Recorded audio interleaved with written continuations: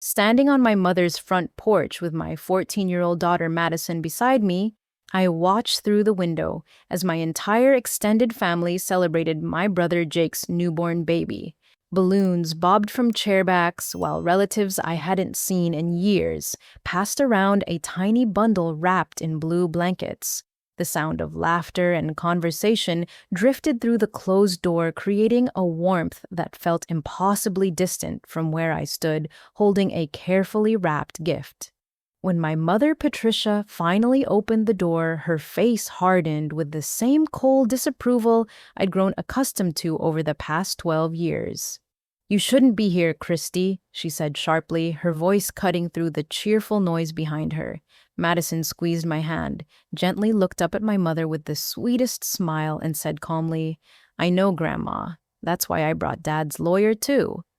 Some Attorney David Chen stepped out from behind our car, briefcase in hand, as every single face visible through the window turned toward us with expressions of pure shock. The rift in my family started 12 years ago when I made the hardest decision of my life. I was 26 years old, working as a pediatric nurse at Children's Hospital, and married to Marcus Thompson, a construction contractor who seemed charming until the wedding ring was on my finger. The first time he hit me, Madison was only 2 years old, sleeping peacefully in her crib while I held ice against my cheek and wondered how my life had gone so wrong. The emotional abuse had been building for months before that night, with Marcus constantly criticizing my appearance, my job, my friends, and especially my family. He called my mother intrusive, my father weak, and my younger brother Jake spoiled and irresponsible. When I discovered Marcus was having an affair with his secretary Laura, I knew I had to leave. I'd already endured years of his controlling behavior, his explosive temper, and his subtle threats about what would happen if I ever embarrassed him by leaving. But finding those text messages on his phone while he showered after another late night at the office gave me the final push I needed to protect both Madison and myself. I packed our belongings while he was at work the next day, took Madison to my parents' house, and filed for divorce that same afternoon.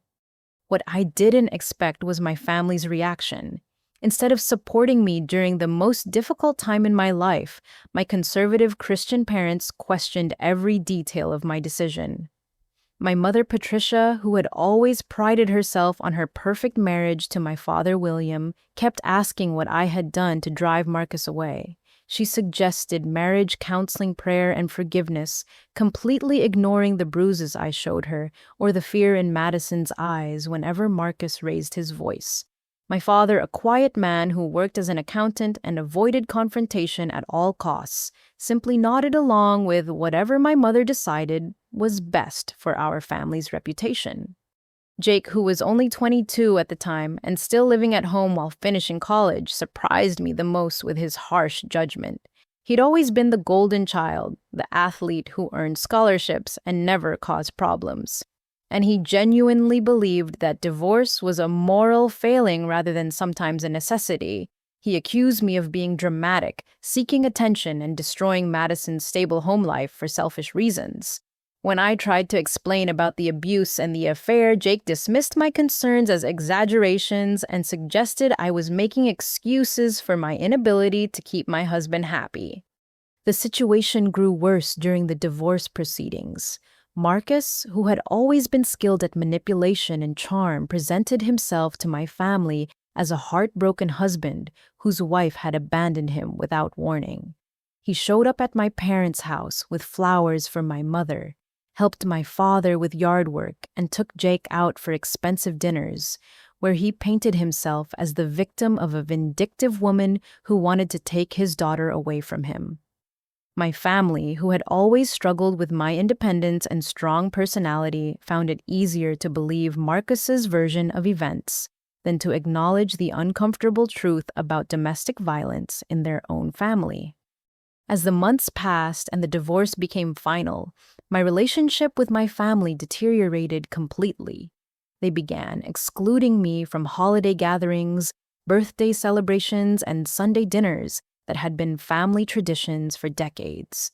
When I brought Madison to visit, conversations became strained and awkward, with everyone walking on eggshells and avoiding any mention of my new life as a single mother.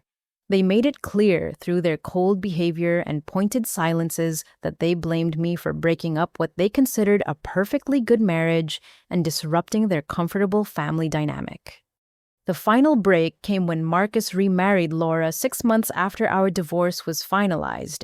My family not only attended the wedding, but celebrated it as a fresh start for a good man who deserved happiness after being wronged by his first wife.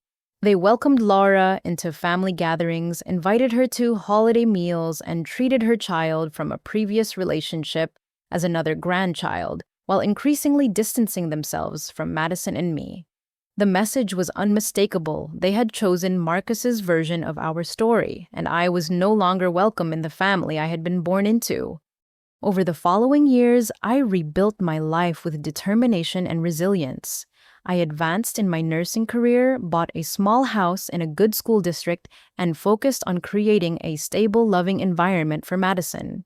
I made new friends, developed hobbies, and even dated occasionally, though I remained cautious about trusting men after my experience with Marcus.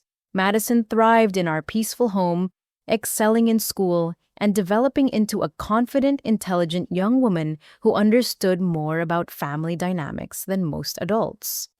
But the pain of losing my family never completely healed. I watched from a distance as Jake graduated from college, started his own business, and eventually married Emma, a sweet kindergarten teacher who seemed genuinely kind but had heard only my family's version of our history.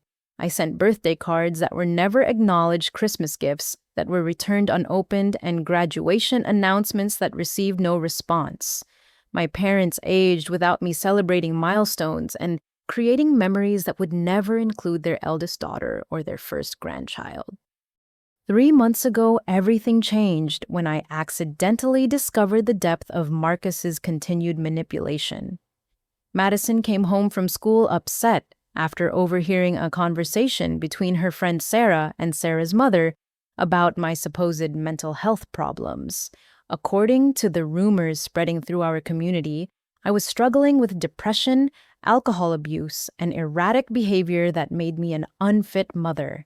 When I investigated further, I learned these stories were being spread by my own family, who had been receiving regular updates from Marcus about my alleged deterioration and Madison's unsafe living conditions. The realization that my ex-husband had spent 12 years poisoning my family against me with lies was devastating. But it also explained so much about their increasingly hostile attitude toward me.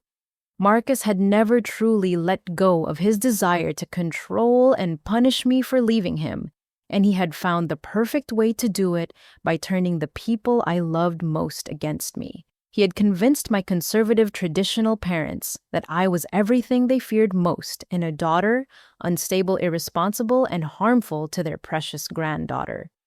6 months ago, Jake and Emma announced they were expecting their first baby at what I later learned was a joyous Sunday dinner celebration at my parents' house.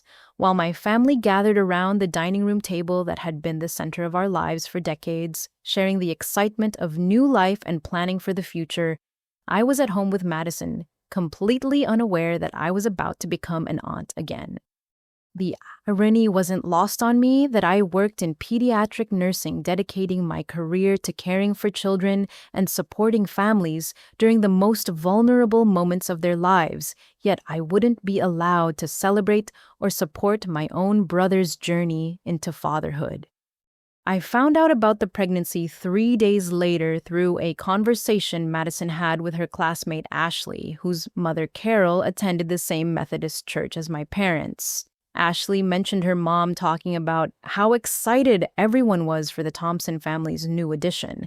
And when Madison asked me about it that evening, I realized with a sick feeling in my stomach that once again, I had been deliberately excluded from major family news. The pattern had become so predictable over the years that I shouldn't have been surprised. But something about missing the announcement of my brother's first child felt particularly painful. After spending a sleepless night debating whether to reach out, I decided to call and offer my congratulations, despite the risk of rejection. When my mother answered the phone, her voice immediately turned cold and guarded the moment she heard mine.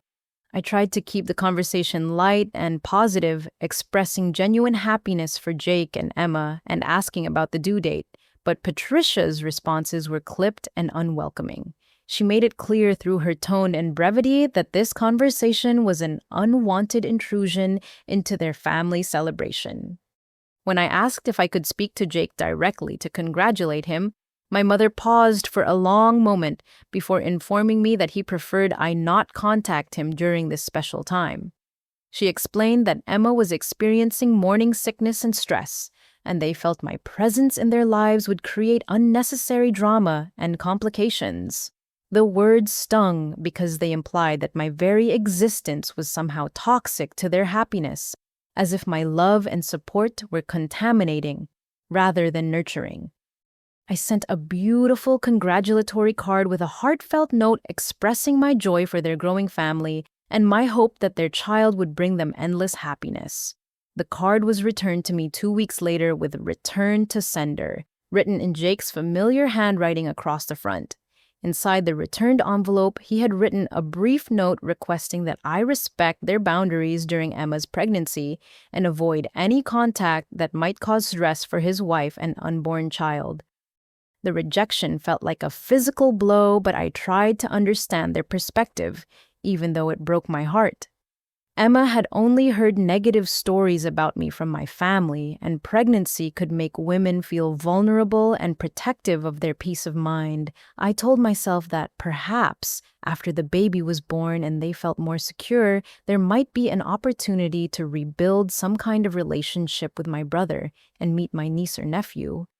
As Emma's pregnancy progressed, I caught glimpses of their journey through social media posts from distant cousins and old family friends who hadn't completely cut me out of their online networks.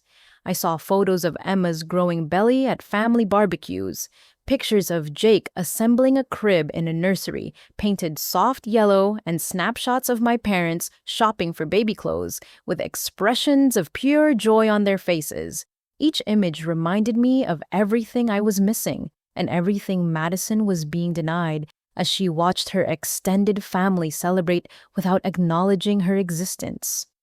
The most painful discovery came through Madison's teacher, Mrs. Rodriguez, who mentioned during a parent conference that she had heard wonderful things about my family's stability and support system from other parents in the community.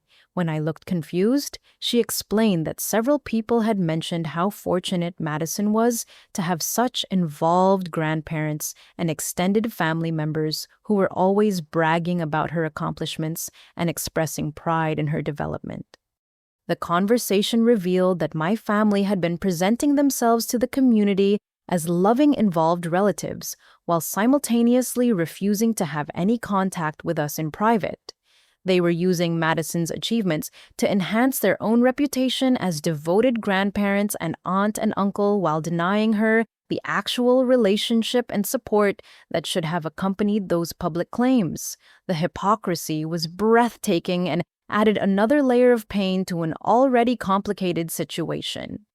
I realized that my family's rejection wasn't just about their disapproval of my divorce or their loyalty to Marcus. They had created a narrative in which they were the victims of my choices, the innocent parties who had been hurt by my selfish decisions and forced to maintain distance for their own protection.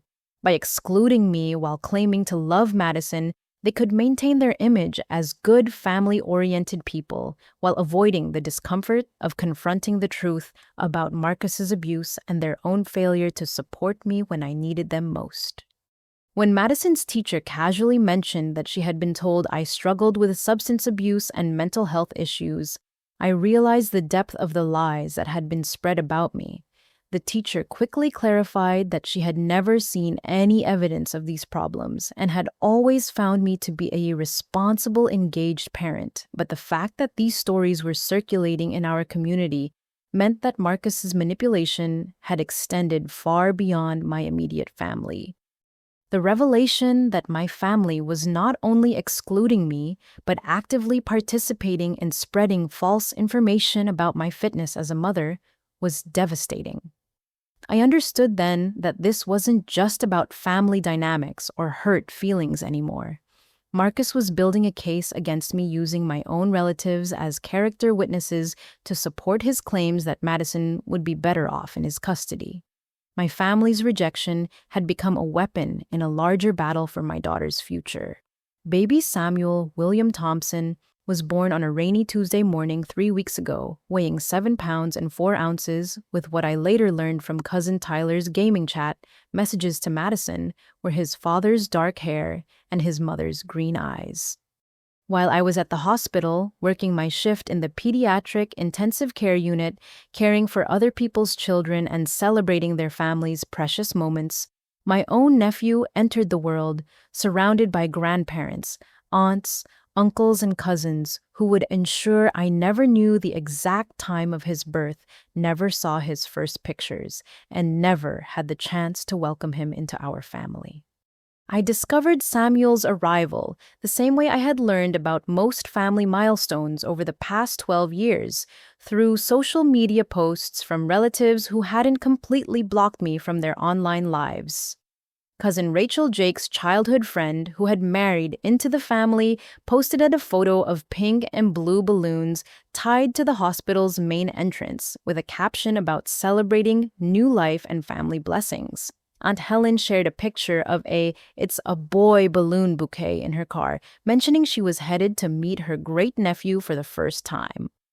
The posts were carefully crafted to share the joy without including specific details like the hospital name room number or visiting hours, making it clear that even in their excitement, my family was conscious of keeping me away from this celebration. I sat in my car in the hospital parking lot after my shift ended, scrolling through these images while feeling the strange disconnect of being surrounded by newborn babies all day, yet being excluded from the birth of my own nephew. Madison found me crying in the kitchen that evening when she came home from soccer practice. Without saying a word, she sat beside me at the table and took my hand, understanding immediately what had happened. At 14, she had become accustomed to learning about family events after they occurred.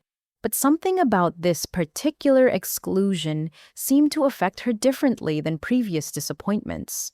She asked quietly why our family could love a baby they had just met more than they loved us, and I had no answer that could make sense of such cruelty. The next morning, I called the florist and arranged for a beautiful arrangement of white roses and baby's breath to be delivered to the hospital with a card that simply read, "Congratulations on your beautiful son. With love and best wishes for your family's happiness, Aunt Christy and Madison." I chose the most expensive arrangement in their catalog not to show off, but because I wanted Jake and Emma to know that my love for their child was genuine and generous, regardless of how they felt about me. The flowers were returned to the florist that same afternoon with a note from the hospital staff stating that the recipients had refused delivery. When I called to inquire about the return, the florist explained apologetically that Emma's mother Carol had been stationed at the nurse's desk specifically to intercept any deliveries from me.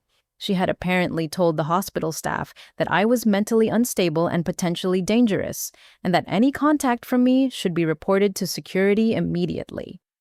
The humiliation of having my flowers rejected was compounded by the realization that Carol, a woman I had met only twice at family gatherings years ago, felt comfortable enough to speak for my family and make public statements about my character to hospital staff. The lies about my mental health had spread so thoroughly that people who barely knew me felt justified in treating me like a threat, rather than a loving family member who simply wanted to congratulate new parents. Over the following days, social media filled with pictures of family members taking turns holding Samuel posing for photos that would become cherished keepsakes of his first weeks of life. My mother looked radiant, holding her first grandson. My father's usually serious face showed pure joy as he cradled the tiny baby, and Jake beamed with pride as he introduced his son to relatives who had traveled from other states to meet him. Emma looked tired but happy as she watched her family welcome Samuel with the kind of overwhelming love and support that every new mother deserves. The guest book that hospitals provide for newborn visits became a catalog of everyone who was considered important enough to meet Samuel during his first days of life. Great aunts and uncles I hadn't seen in years signed their names alongside cousins, family friends, and church members who had been part of Jake's life since childhood. Even Marcus had signed the book cementing his position as an accepted member of the family, while his ex-wife and biological daughter remained unwelcome. Madison's friend, Tyler, Jake's son from his first marriage to his college girlfriend, later told her through their online gaming platform that he had asked his father why we weren't coming to meet the baby. Jake had explained that some adults make choices that hurt families, and sometimes protecting new babies from drama and negativity was more important than including everyone in celebrations. Tyler, who was only 16 but wise beyond his years, told Madison he thought it was strange that adults could decide a baby needed protection from his own aunt and cousin. The exclusion from Samuel's birth made me realize that this wasn't just about my family's disapproval of my divorce or their loyalty to Marcus anymore. They had convinced themselves that Madison and I represented some kind of genuine threat to their happiness and security. We had become characters in a story they told themselves about good versus evil stability versus chaos, righteousness versus selfishness. In their narrative, loving us meant betraying their values, and protecting their peace meant keeping us at a distance. I began to understand that no amount of time, success, or good behavior on my part would change their minds about who I was or what I represented. They had invested 12 years in a version of reality where I was the villain of our family story, and admitting they were wrong would require them to confront not only their misjudgment of me, but also their acceptance of Marcus's lies and their failure to protect their own daughter and granddaughter from his continued abuse. The realization that my nephew would grow up never knowing Madison and me, never learning that he had an aunt who loved him before she ever met him, and never understanding that families could be more complex than the simple narrative he would be taught about good and bad relatives, filled me with a grief that felt almost unbearable. Samuel would become another generation lost to Marcus's manipulation, another innocent victim of lies that had torn apart relationships that should have been sources of love and support. The first hint that something special was being planned for Samuel came from Madison's friend Sarah, whose mother lived 2 houses down from my parents on Maple Street. Madison had been invited to Sarah's house for a sleepover on Friday night, and during breakfast the next morning, she overheard Sarah's mother talking to her grandmother about the noise and activity that had been coming from the Thompson house all week. Delivery trucks had been arriving daily. Decorators had been seen carrying supplies to the backyard, and the normal quiet of the neighborhood had been disrupted by the sounds of preparation for what was clearly going to be a major celebration. When Madison came home Saturday morning with this information, she found me in the garden, planting fall mums in the flower beds round our front porch. I had been trying to stay busy with household projects to keep my mind off the growing distance between us and the family celebration we weren't part of. But her news made it impossible to ignore what was happening just 15 minutes away from our house. The thought that my parents were planning an elaborate party to welcome Samuel while specifically excluding the aunt and cousin who lived closest to them felt particularly cruel. Sarah's grandmother had mentioned to her daughter that she had received an invitation to a surprise baby welcome party for Sunday afternoon, complete with professional catering from Romano's Italian restaurant and a photographer to capture special moments with the new arrival. The invitation list apparently included not only immediate family, but also extended relatives from 3 different states, college friends of Jake's, who had stayed close over the years, and longtime family friends from their church community who had watched Jake grow up and wanted to meet his son. Madison showed me the Facebook event page that Sarah had screenshot on her phone before showing it to her mother. The page was titled Welcome Baby Samuel and featured a professional photo of Jake Emma and the baby that must have been taken at the hospital shortly after his birth. The description talked about celebrating new life family blessings and the joy of watching the next generation join their loving community. Over 40 people had already marked themselves as attending with enthusiastic comments about bringing gifts, sharing favorite baby photos, and creating lasting memories. The comments section revealed details about the planning that showed how much thought and effort was being invested in making this party perfect. Aunt Helen had volunteered to coordinate decorations and had chosen a theme of blue and white with touches of yellow to complement the nursery colors. Uncle Robert was handling music and had created a playlist of lullabies and family-friendly songs to create the right atmosphere. Emma's college roommates were bringing a cake designed to look like building blocks, nodding to Jake's construction business and his dreams of teaching his son to build and create. Reading through the excited comments from relatives I hadn't spoken to in years was painful because it reminded me of how much I had loved family gatherings when I was growing up. These were the same people who had attended my high school graduation, my nursing school ceremony, and my wedding, celebrating my achievements and supporting me through important milestones. Now they were planning to gather in the same house where I had spent countless holidays and birthdays, creating new memories in spaces filled with reminders of our shared history. The most heartbreaking aspect of discovering the party was realizing that Madison would be excluded from meeting her baby cousin, surrounded by the warmth and love of extended family. She had been looking forward to having a relationship with Samuel that might help bridge the gap between her and her grandparents' aunts and uncles. The idea that this innocent baby could bring healing to our fractured family had given her hope during some of our darkest moments of isolation and rejection. When I tried to explain to Madison why we wouldn't be invited to the party, she listened quietly before asking whether I thought Samuel would ever know that he had an aunt and cousin who wanted to love him. The question broke my heart because I realized that in addition to losing our family, we were also losing the opportunity to be family to this little boy who would grow up never knowing that we existed and cared about him.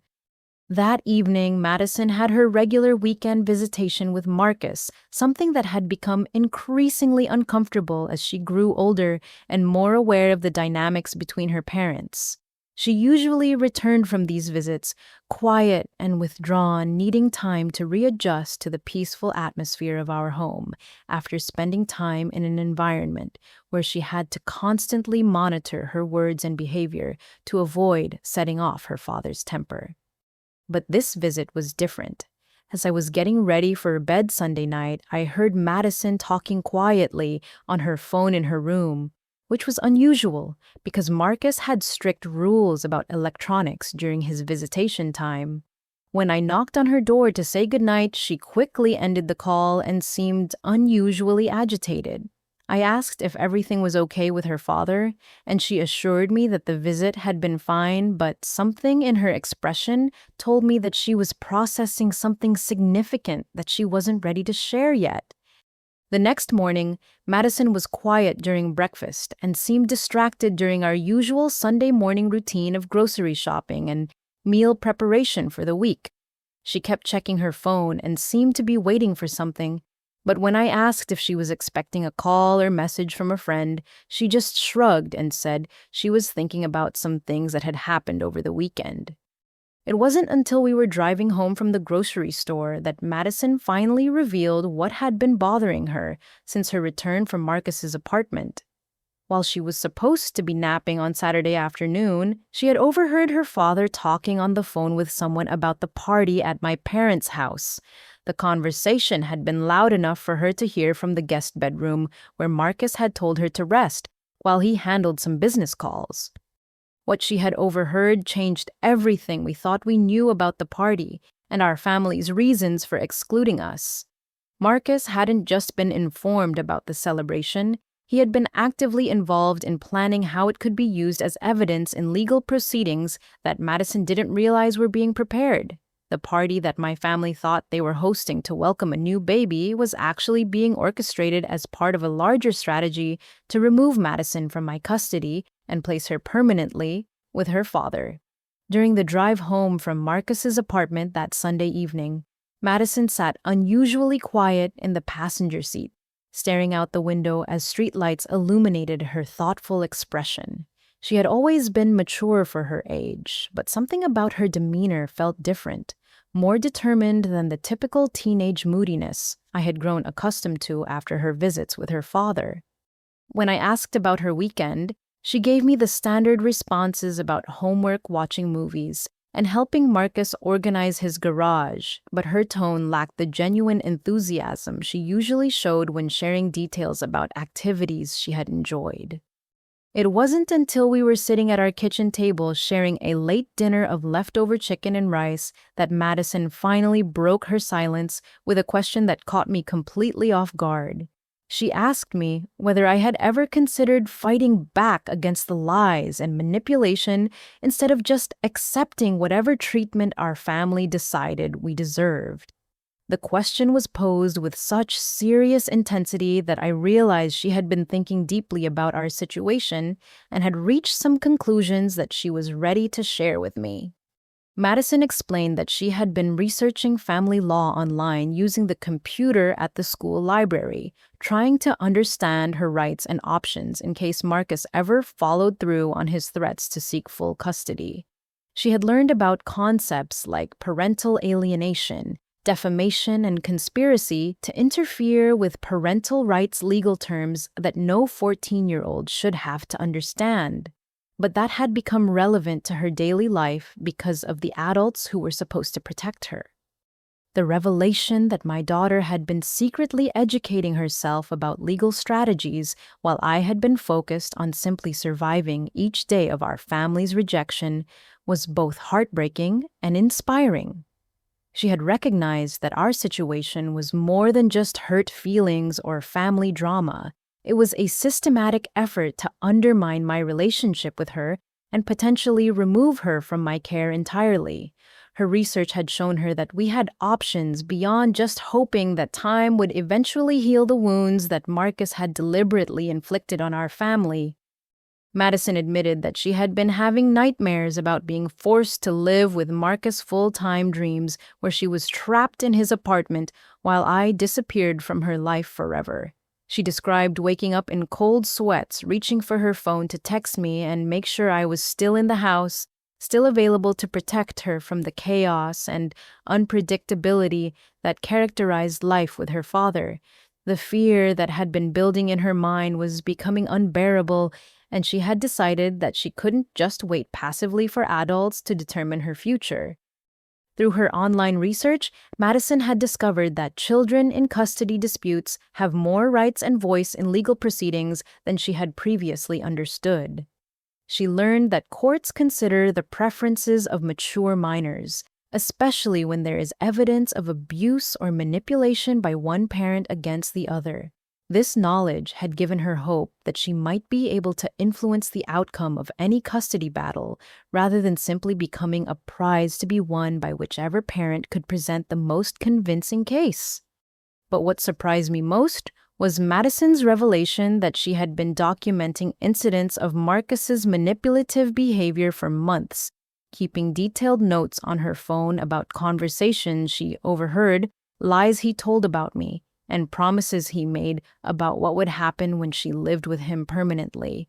She had screenshots of text messages where he criticized my parenting, voice recordings of phone calls where he spoke negatively about our living situation to other people, and a timeline of events that showed a clear pattern of deliberate alienation efforts.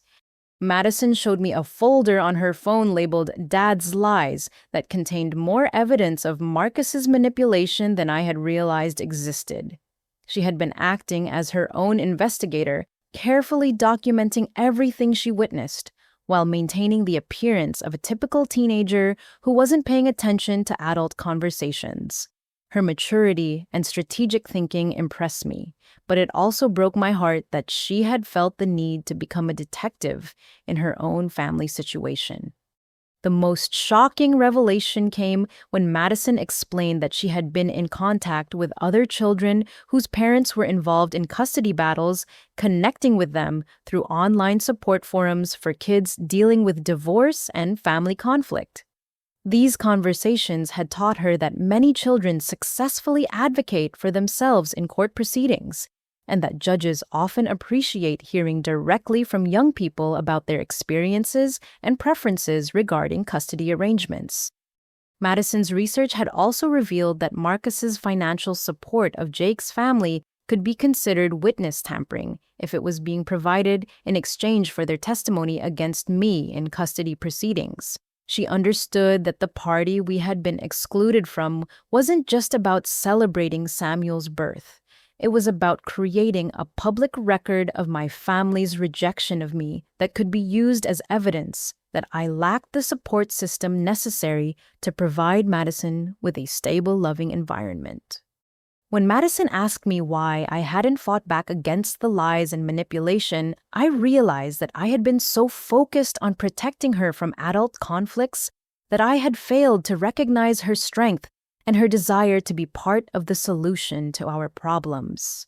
I had been treating her like a victim who needed to be shielded from difficult realities, rather than like a young woman who was capable of understanding complex situations and contributing to strategies for addressing them.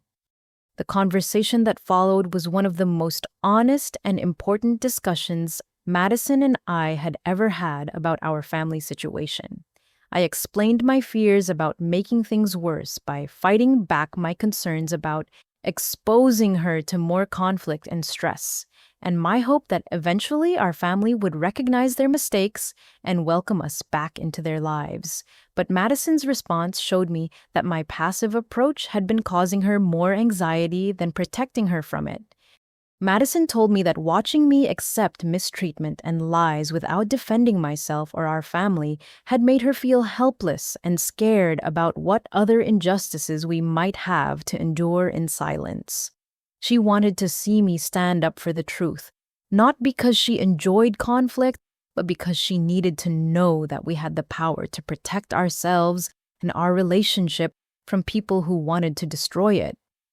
The final surprise of our conversation came when Madison revealed that she had already taken the first step toward getting professional help with our situation. She had found the business card for David Chen, the attorney who had handled my divorce 12 years earlier, in a box of old legal documents in our closet.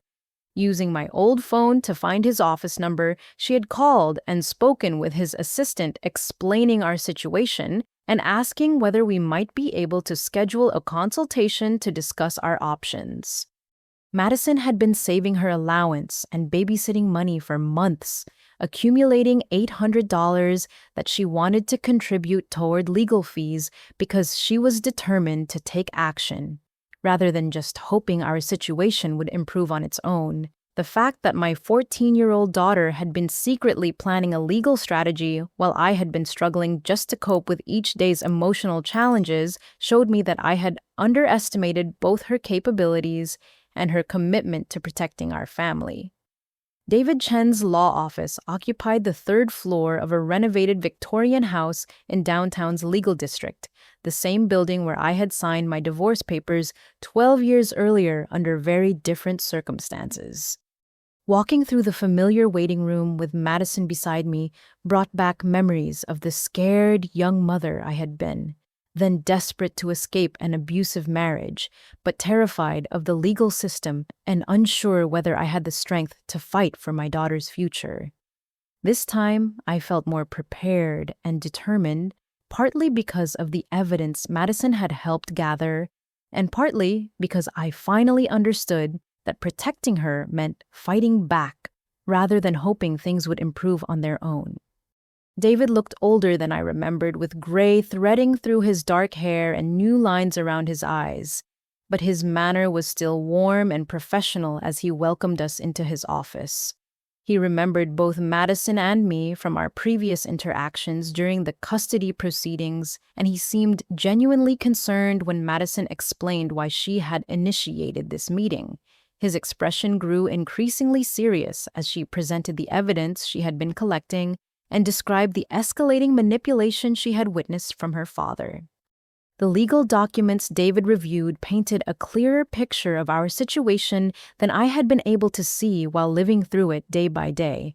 Marcus's financial support of Jake's family, documented through bank records I had requested as part of my ongoing monitoring of child support payments, showed a pattern of payments that coincided exactly with major family events from which Madison and I had been excluded.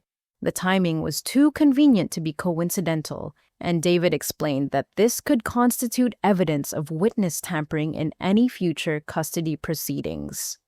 David's analysis of the defamation campaign against me revealed that we had stronger legal grounds for action than I had realized.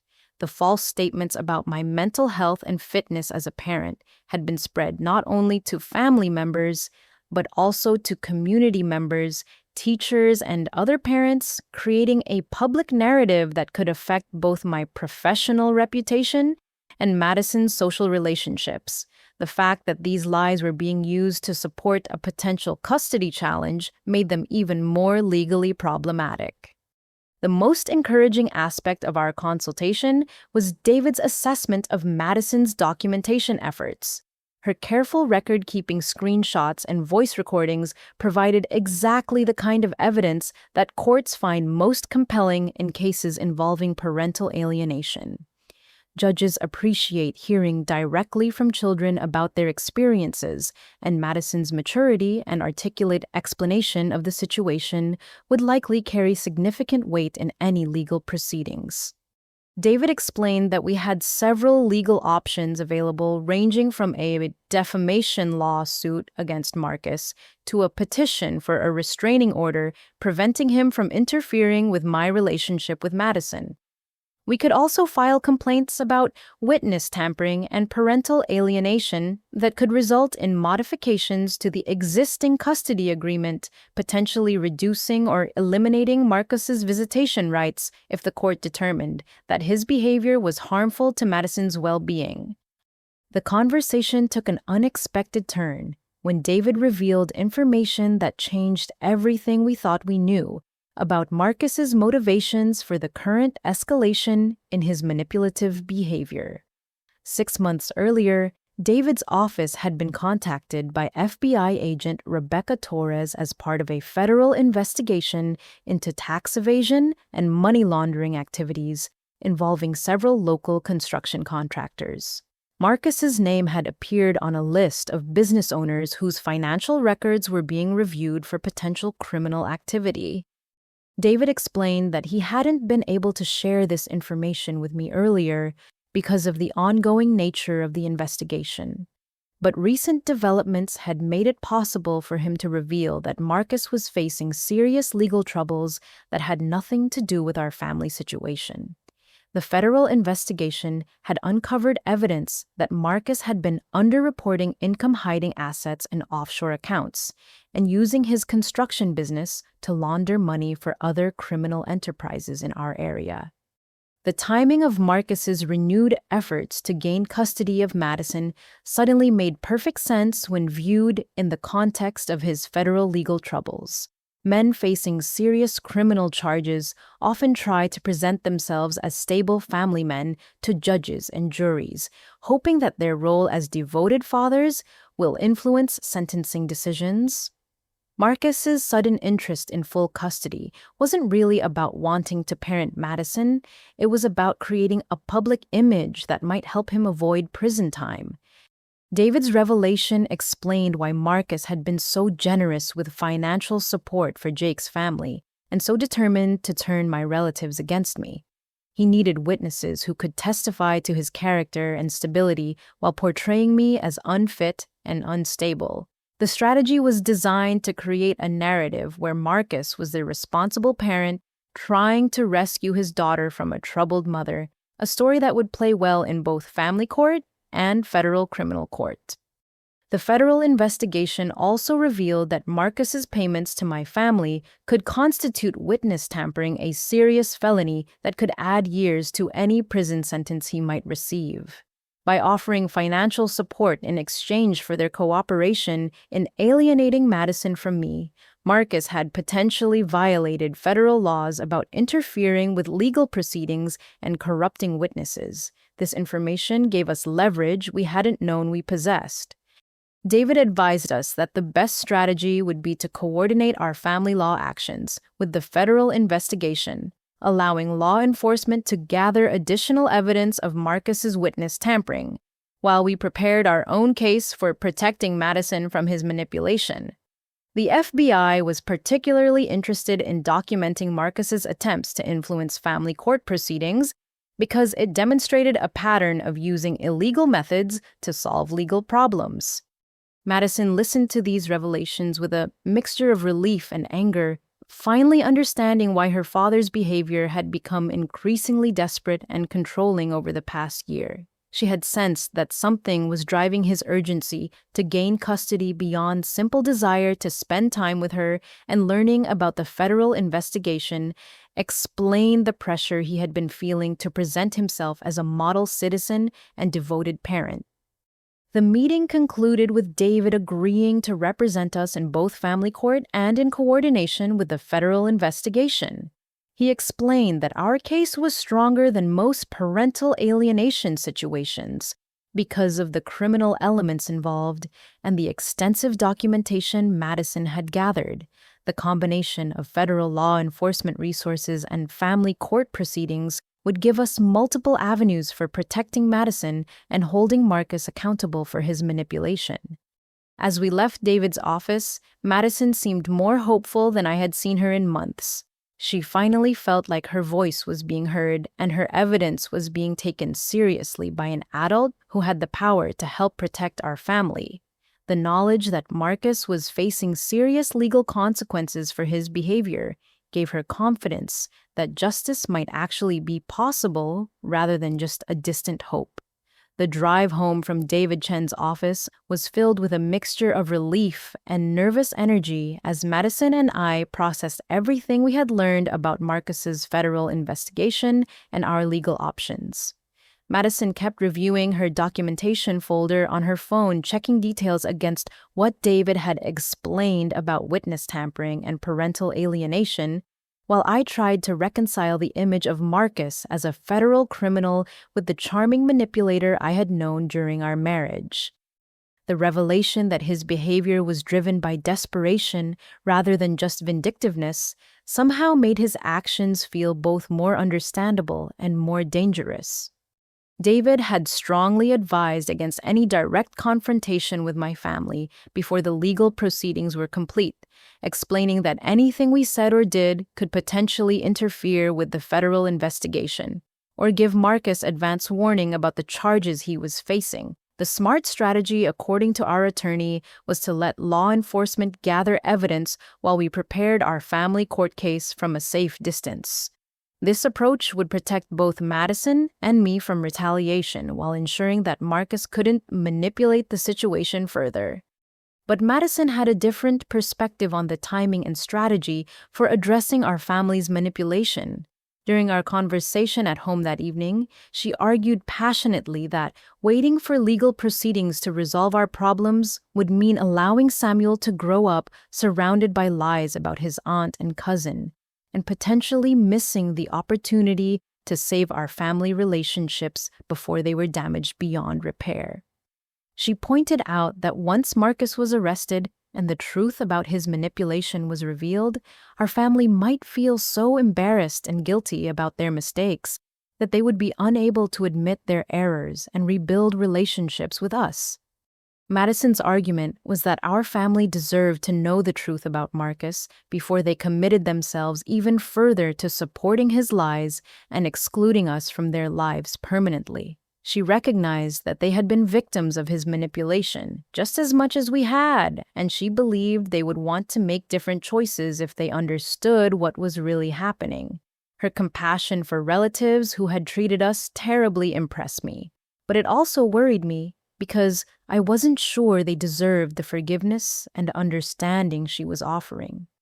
The more we discuss our options, the more I realize that Madison's desire to confront the family at Samuel's party wasn't just about clearing our names or gaining access to family celebrations. She was thinking about Samuel's future and the kind of family environment he would grow up in if the adults in his life continued to base their decisions on lies and fear rather than truth and love.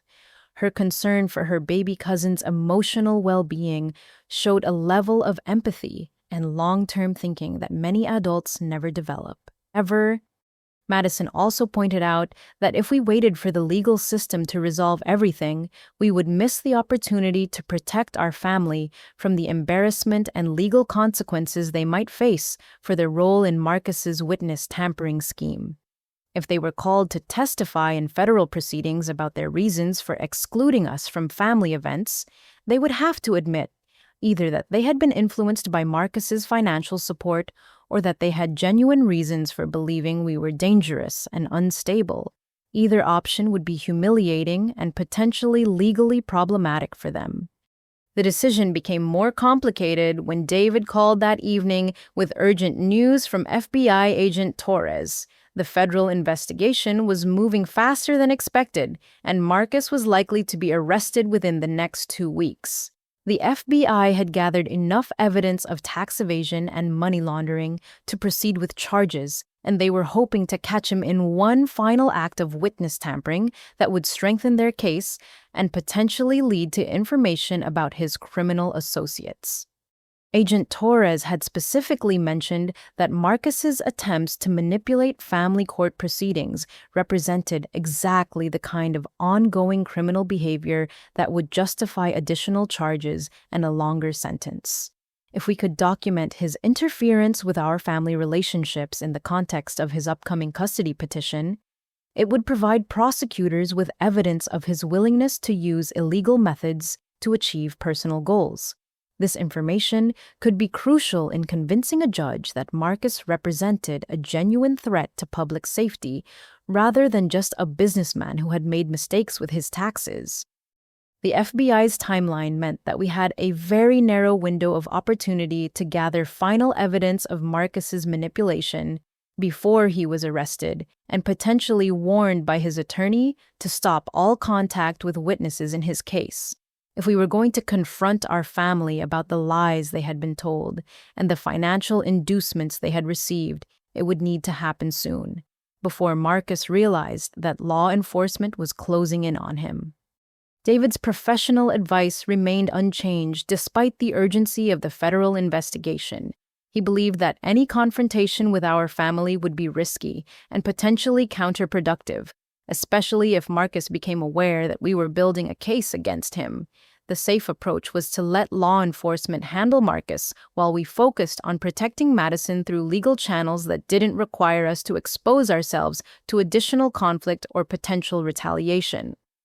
But Madison's emotional argument was compelling in ways that legal strategy couldn't address. She asked me whether I wanted Samuel to grow up believing that his aunt and cousin had chosen to abandon the family, or whether I preferred that he eventually learn the truth about why we had been excluded from his early life.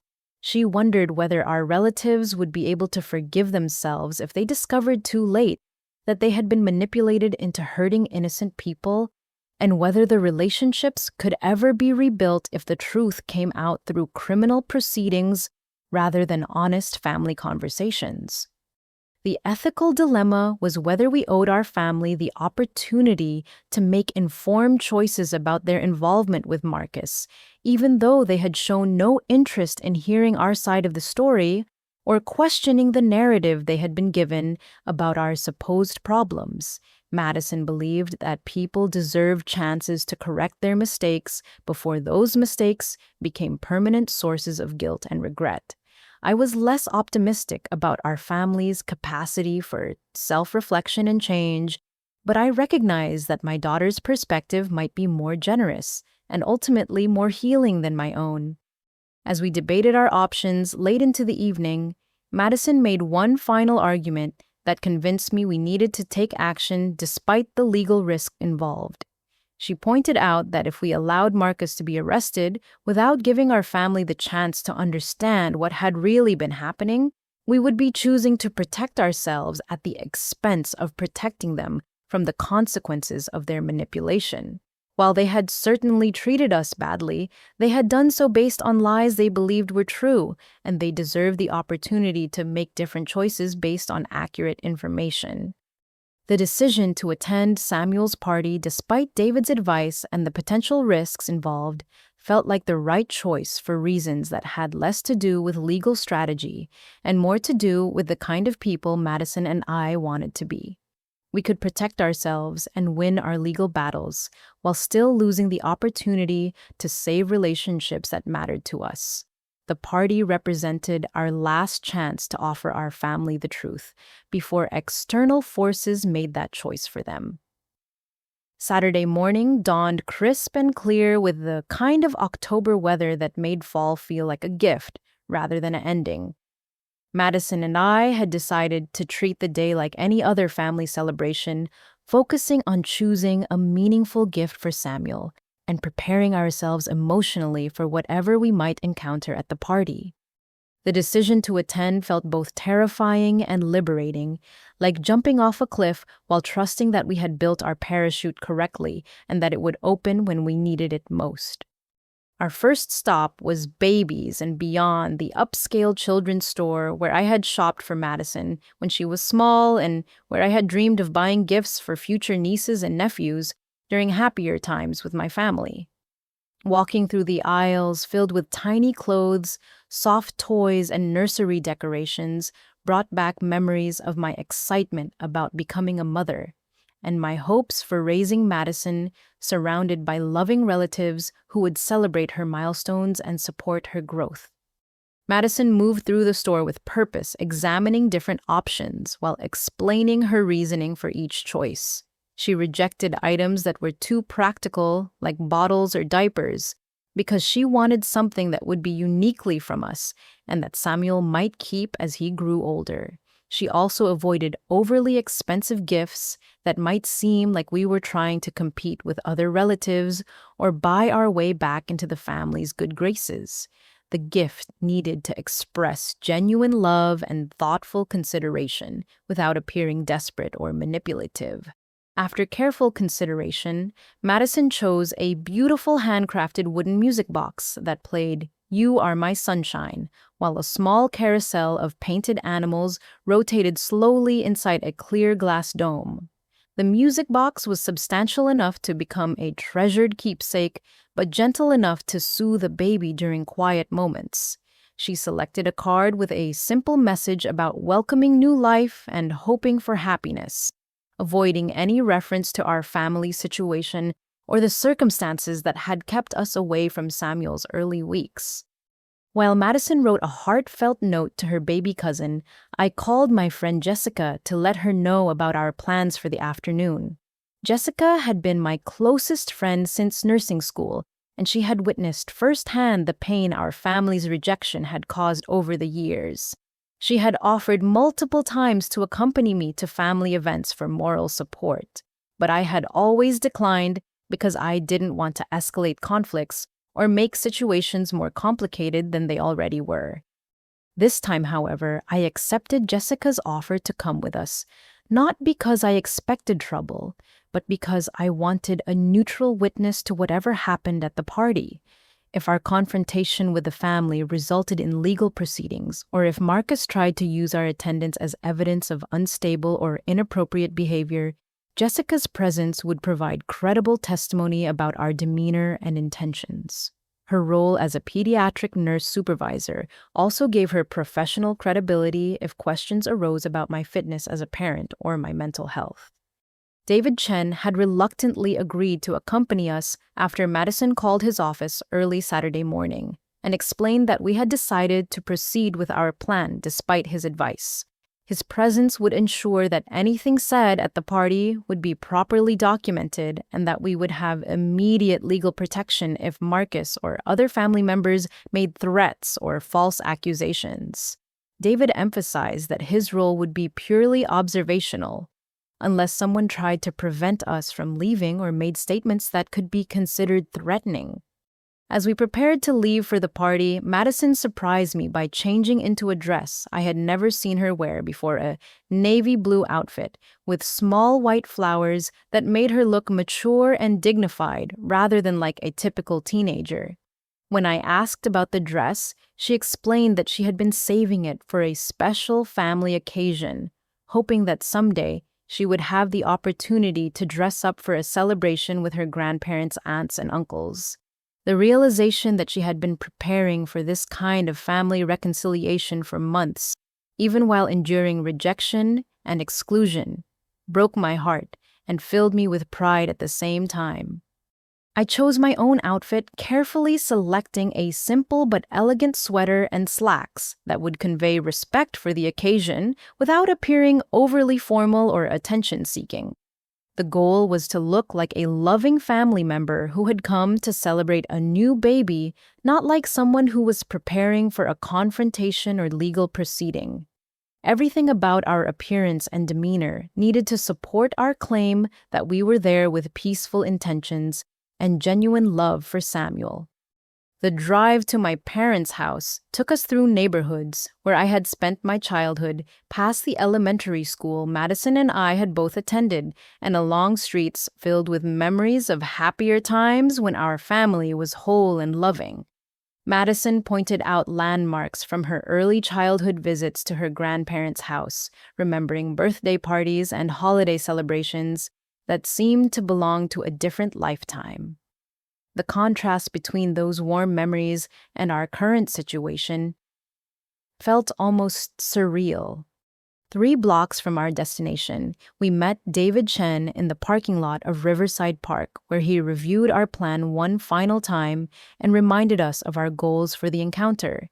We were there to deliver a gift offer, our congratulations to Jake and Emma, and provide our family with information about Marcus's manipulation that might help them understand why their treatment of us had been based on false premises.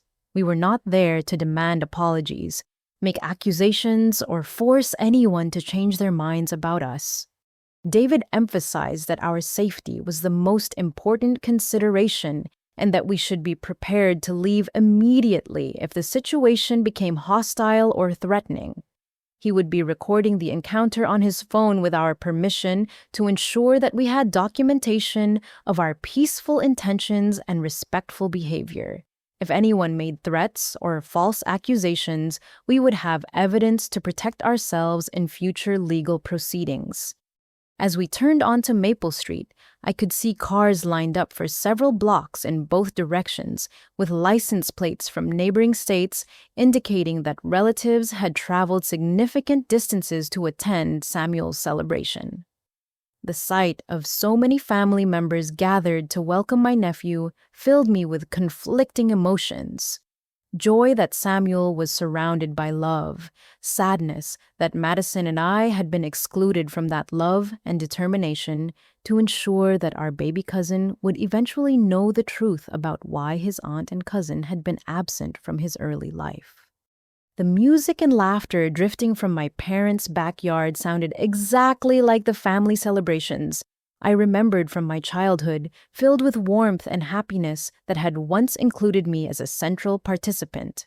Walking toward that sound while knowing we weren't welcome felt like approaching a party for someone I used to be, someone who had belonged in that world before divorce and independence had made me unacceptable to the people who were supposed to love me unconditionally.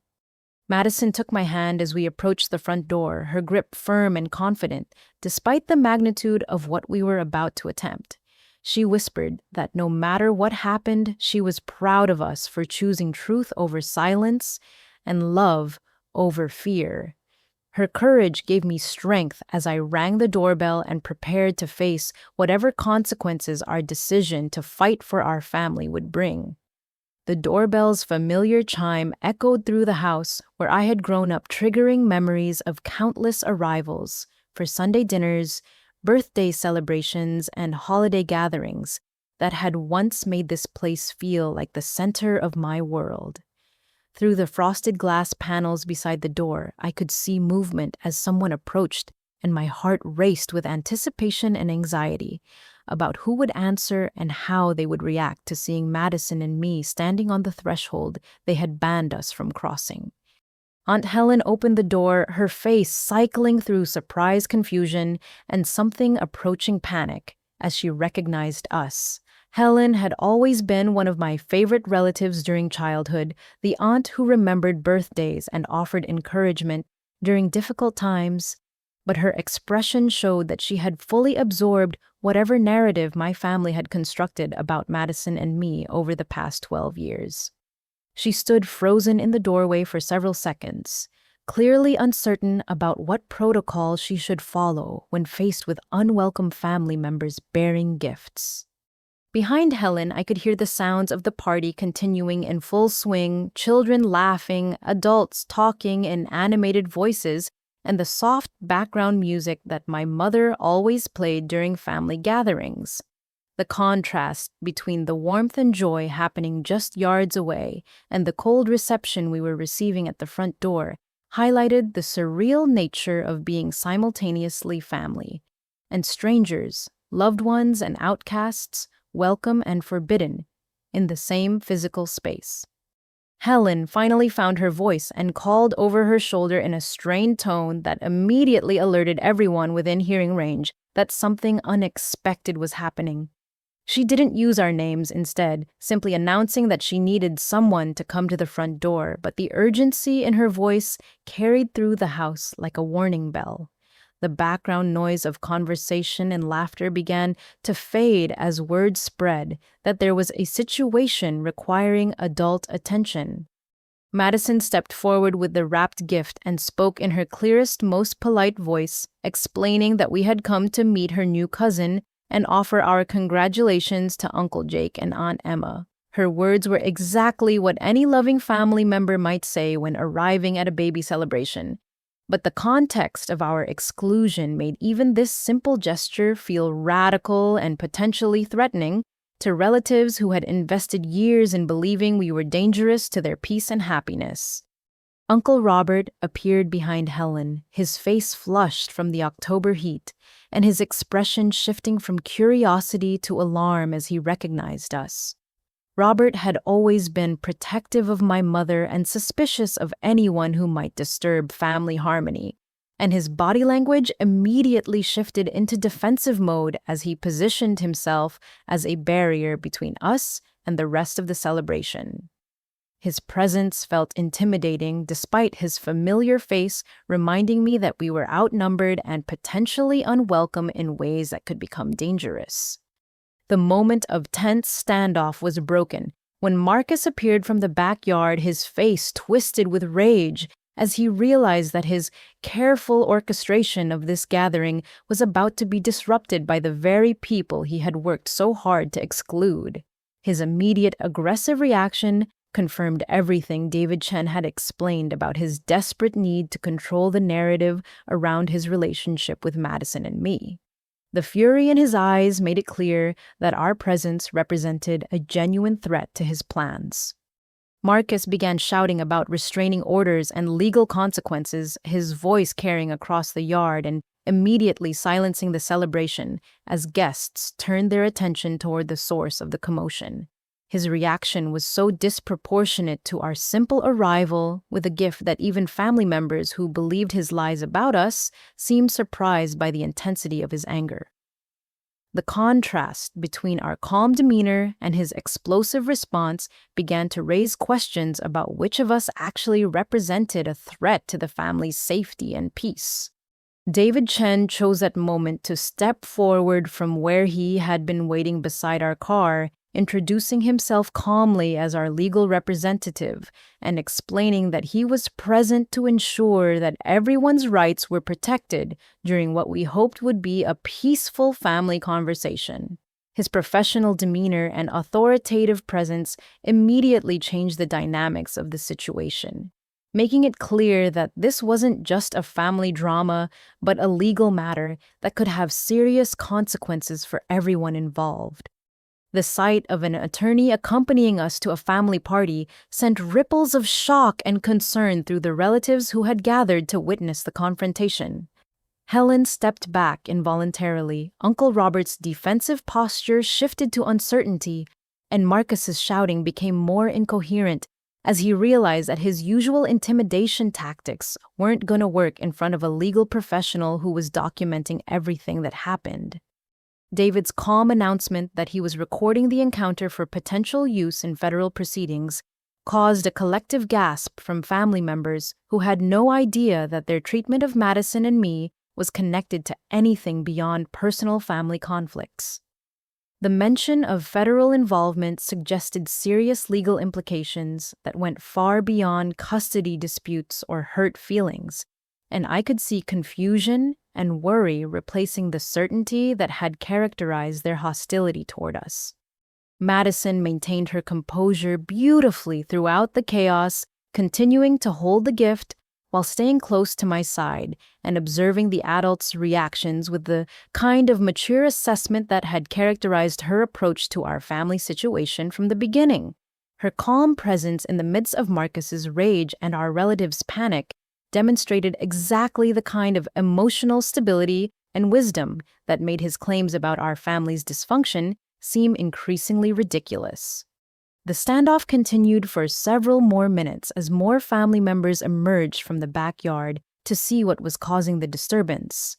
I could see faces I hadn't looked at in years, cousins who had grown older, their children who were strangers to Madison and me, and longtime family friends who had heard only one version of our story. Their expressions ranged from curiosity to hostility to genuine confusion about why our arrival had prompted such an extreme reaction from Marcus. Jake finally appeared carrying baby Samuel and looking genuinely bewildered by the scene unfolding at his parents' front door. His confusion seemed authentic rather than hostile, suggesting that he hadn't been fully prepared for the possibility that we might attend the party despite being excluded from the invitation list. Emma followed close behind him, her face showing concern for her baby's safety in an environment that had suddenly become chaotic and potentially dangerous. The sight of my nephew for the first time took my breath away, even in the midst of all the tension and conflict.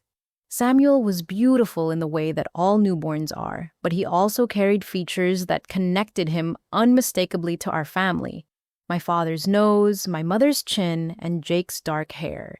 Seeing him cradled in his father's arms while surrounded by relatives who had deliberately excluded his aunt and cousin from his life made the emotional stakes of our confrontation feel overwhelmingly real and urgent. Marcus's continued shouting began to upset Samuel, whose cries added another layer of stress to a situation that was already spiraling beyond anyone's control. The baby's distress seemed to snap several family members out of their shocked paralysis, reminding them that this celebration was supposed to be focused on welcoming new life rather than relitigating old conflicts. The contrast between the innocent child's needs and the adult's complicated emotions highlighted how far we had all strayed from what should have been a simple gathering of people who loved the same little boy. My mother emerged from the kitchen carrying a dish towel and wearing the floral apron I remembered from countless family dinners, her face set in the stern expression that had always signaled serious trouble during my childhood. Patricia Thompson had perfected the art of quiet authority over 35 years of marriage and motherhood, and her presence immediately commanded attention from everyone gathered at the front door. The sight of her familiar figure brought back memories of coming home late from dates explaining poor grades and facing consequences for childhood misbehavior. But this confrontation carried stakes far higher than any teenage transgression. Her voice cut through Marcus's continued shouting with the kind of calm severity that had always been more intimidating than yelling, ordering me to leave her property immediately and stop disrupting her grandson's celebration. She spoke as if Madison and I were strangers who had wandered uninvited into a private gathering, completely ignoring the fact that this was the house where I had lived for 18 years and where Madison had spent countless weekends during her early childhood. The deliberate erasure of our family connection felt like a slap across the face. Jake stepped forward, holding Samuel closer to his chest, his expression shifting from confusion to anger as he processed the situation and apparently decided that our presence represented a genuine threat to his family's safety and happiness. He demanded to know why we were ruining what should have been a perfect day for his son, his voice carrying the same tone of injured righteousness that had characterized his attitude toward me since my divorce. The accusation that we were the ones creating problems, rather than simply responding to years of exclusion and manipulation, showed how completely he had absorbed Marcus's narrative about our family dynamics. Madison surprised everyone by stepping forward confidently, her young voice clear and steady as she addressed her uncle directly. She explained that we had only come to meet Samuel and deliver a gift, emphasizing that we wanted to share in the family's happiness rather than cause any distress. Her words carried a dignity and maturity that contrasted sharply with the adult's emotional reactivity, and several family members seemed genuinely moved by her obvious sincerity and love for the baby cousin she was meeting for the first time. The gift in Madison's hands became a focal point of attention as relatives tried to understand why we would bring a present if our intentions were truly malicious or disruptive. The carefully wrapped package represented everything normal and appropriate about our presence at Samuel's celebration, making it increasingly difficult for family members to maintain their belief that we posed some kind of threat to the gathering.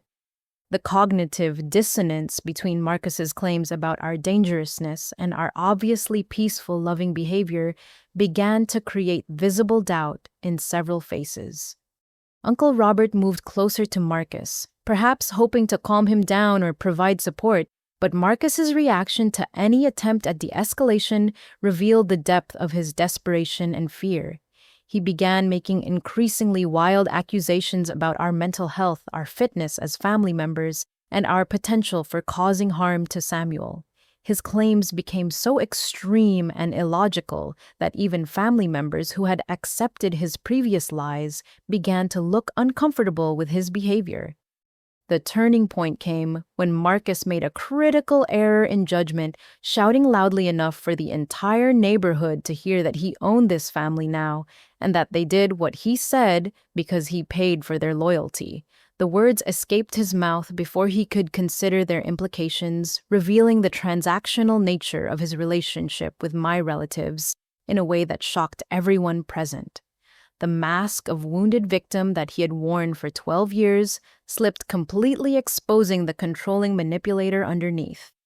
Marcus's claim that he owned my family sent ripples of discomfort through the gathered relatives as they began to understand that their treatment of Madison and me had been influenced by financial considerations rather than genuine concern for family harmony.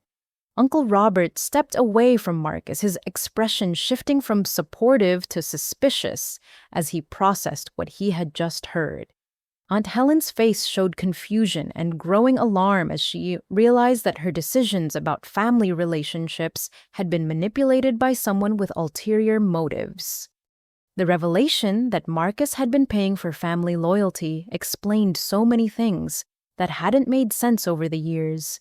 Jake's sudden financial stability despite his struggling construction business, my parents' expensive home renovations on my father's modest accountant's salary, and the family's increasingly unified front against Madison and me despite our efforts to maintain peaceful relationships. The pieces of the puzzle fell into place with sickening clarity as relatives began to understand how thoroughly they had been deceived. David Chen seized the moment of confusion and doubt to introduce information that would change everyone's understanding of the situation completely. Speaking in his calm, professional voice, he explained that Marcus was currently under federal investigation for tax evasion, money laundering, and witness tampering. The revelation that their benefactor was facing serious criminal charges sent shockwaves through the family gathering, transforming their understanding of recent events and their own roles in them. The mention of witness tampering charges made several family members visibly uncomfortable as they began to realize that their testimony against me in any custody proceedings could potentially implicate them in federal crimes. David explained carefully that accepting money in exchange for alienating a parent from her child constituted illegal interference with family court proceedings, and that anyone who had participated in such arrangements could face serious legal consequences. Madison watched the adults' reactions with a mixture of sadness and vindication, finally seeing her relatives begin to understand the manipulation they had fallen victim to over the past 12 years. Her expression showed compassion rather than anger, even toward family members who had treated her terribly based on lies they had chosen to believe. Her emotional maturity in this moment highlighted the contrast between her wisdom and the adults' failure to question obvious inconsistencies in Marcus's stories about our family. Emma's face showed particular distress as she processed the implications of what David was revealing, realizing that her husband's family had been manipulated by a federal criminal and that her son's early life had been shaped by lies and financial coercion. She moved closer to Jake, perhaps seeking comfort or preparing to protect Samuel from whatever revelations were still to come. Her concern for her baby's well-being in this chaotic situation reminded everyone present that innocent people were being harmed by the adults' complicated conflicts.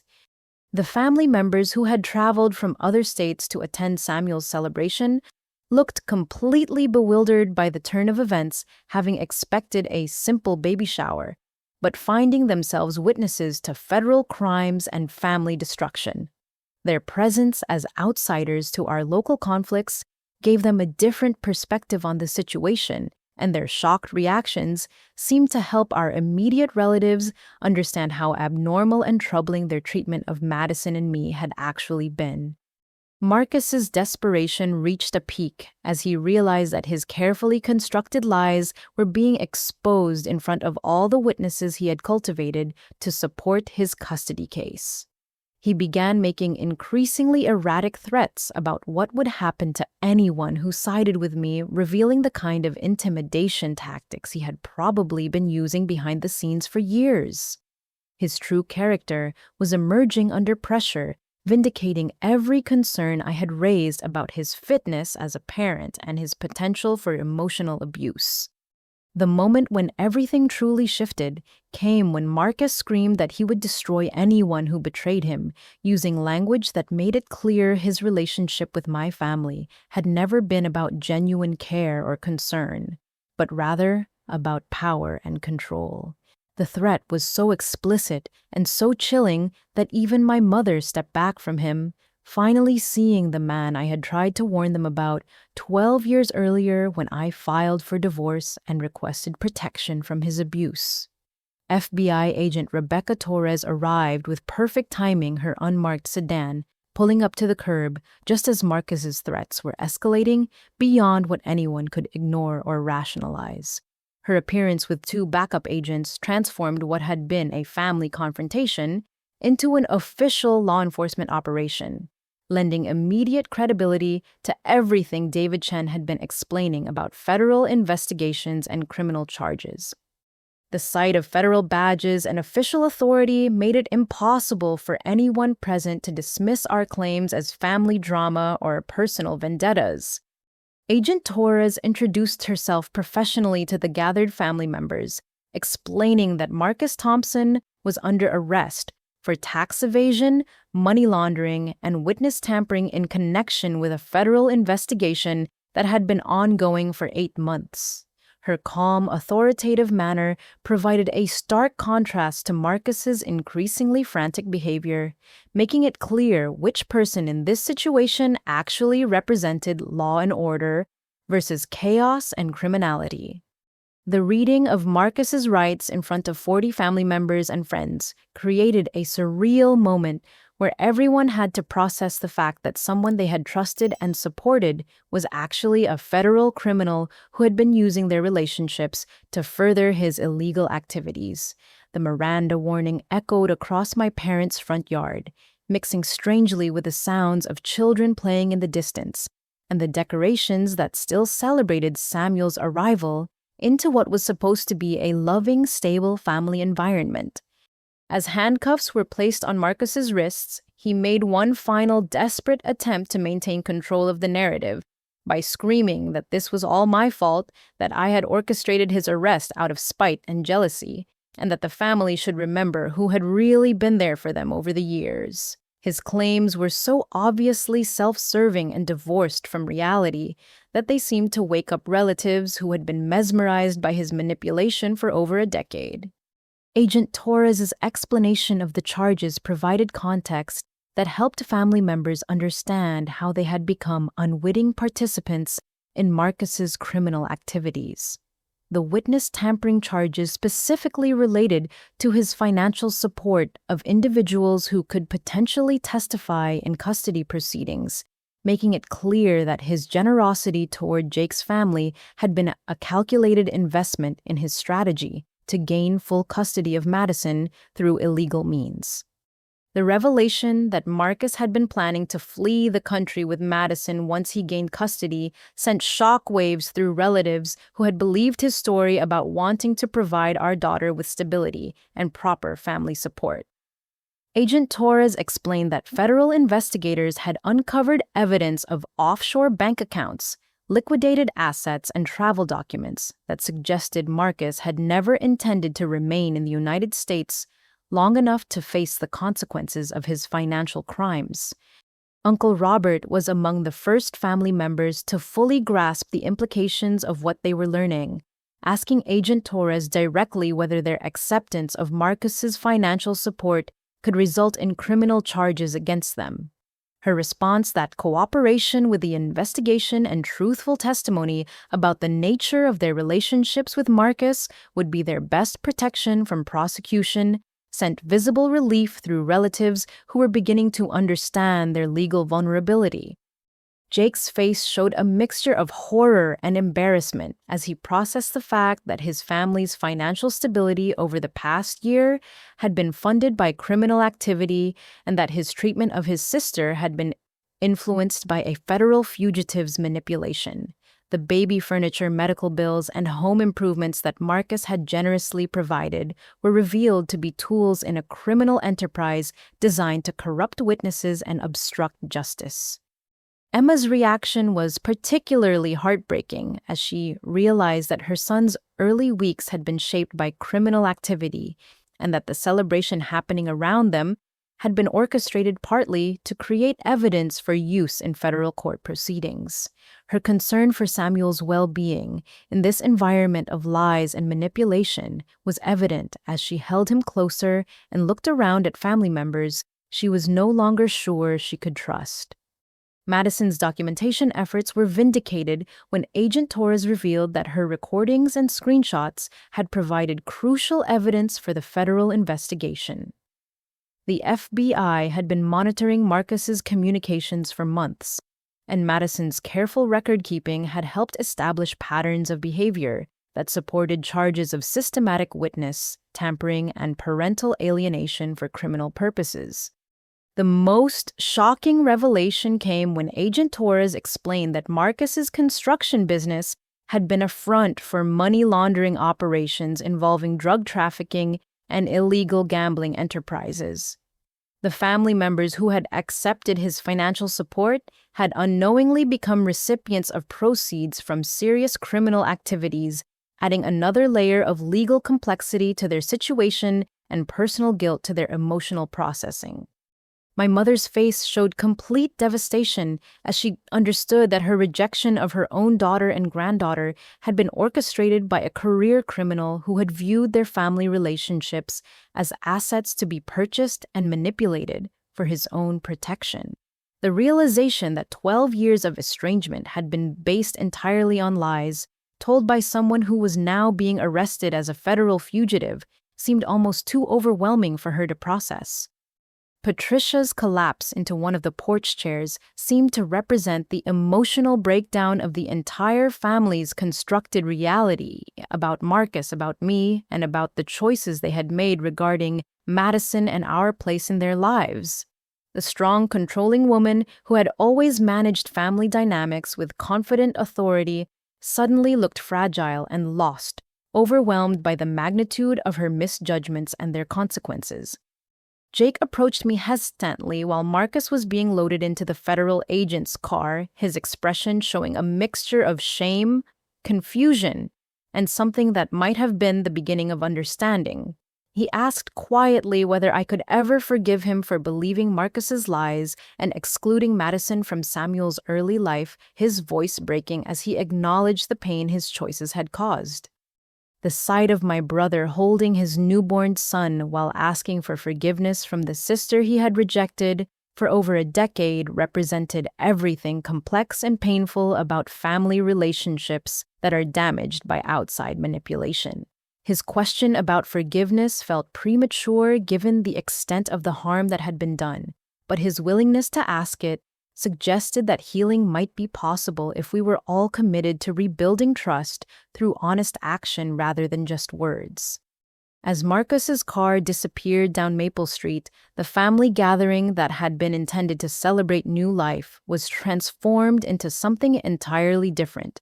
A reckoning with truth, a confrontation with consequences, and the beginning of what would need to be a long process of rebuilding relationships that had been systematically destroyed by criminal manipulation designed to serve one person's selfish interests at the expense of everyone who had trusted him.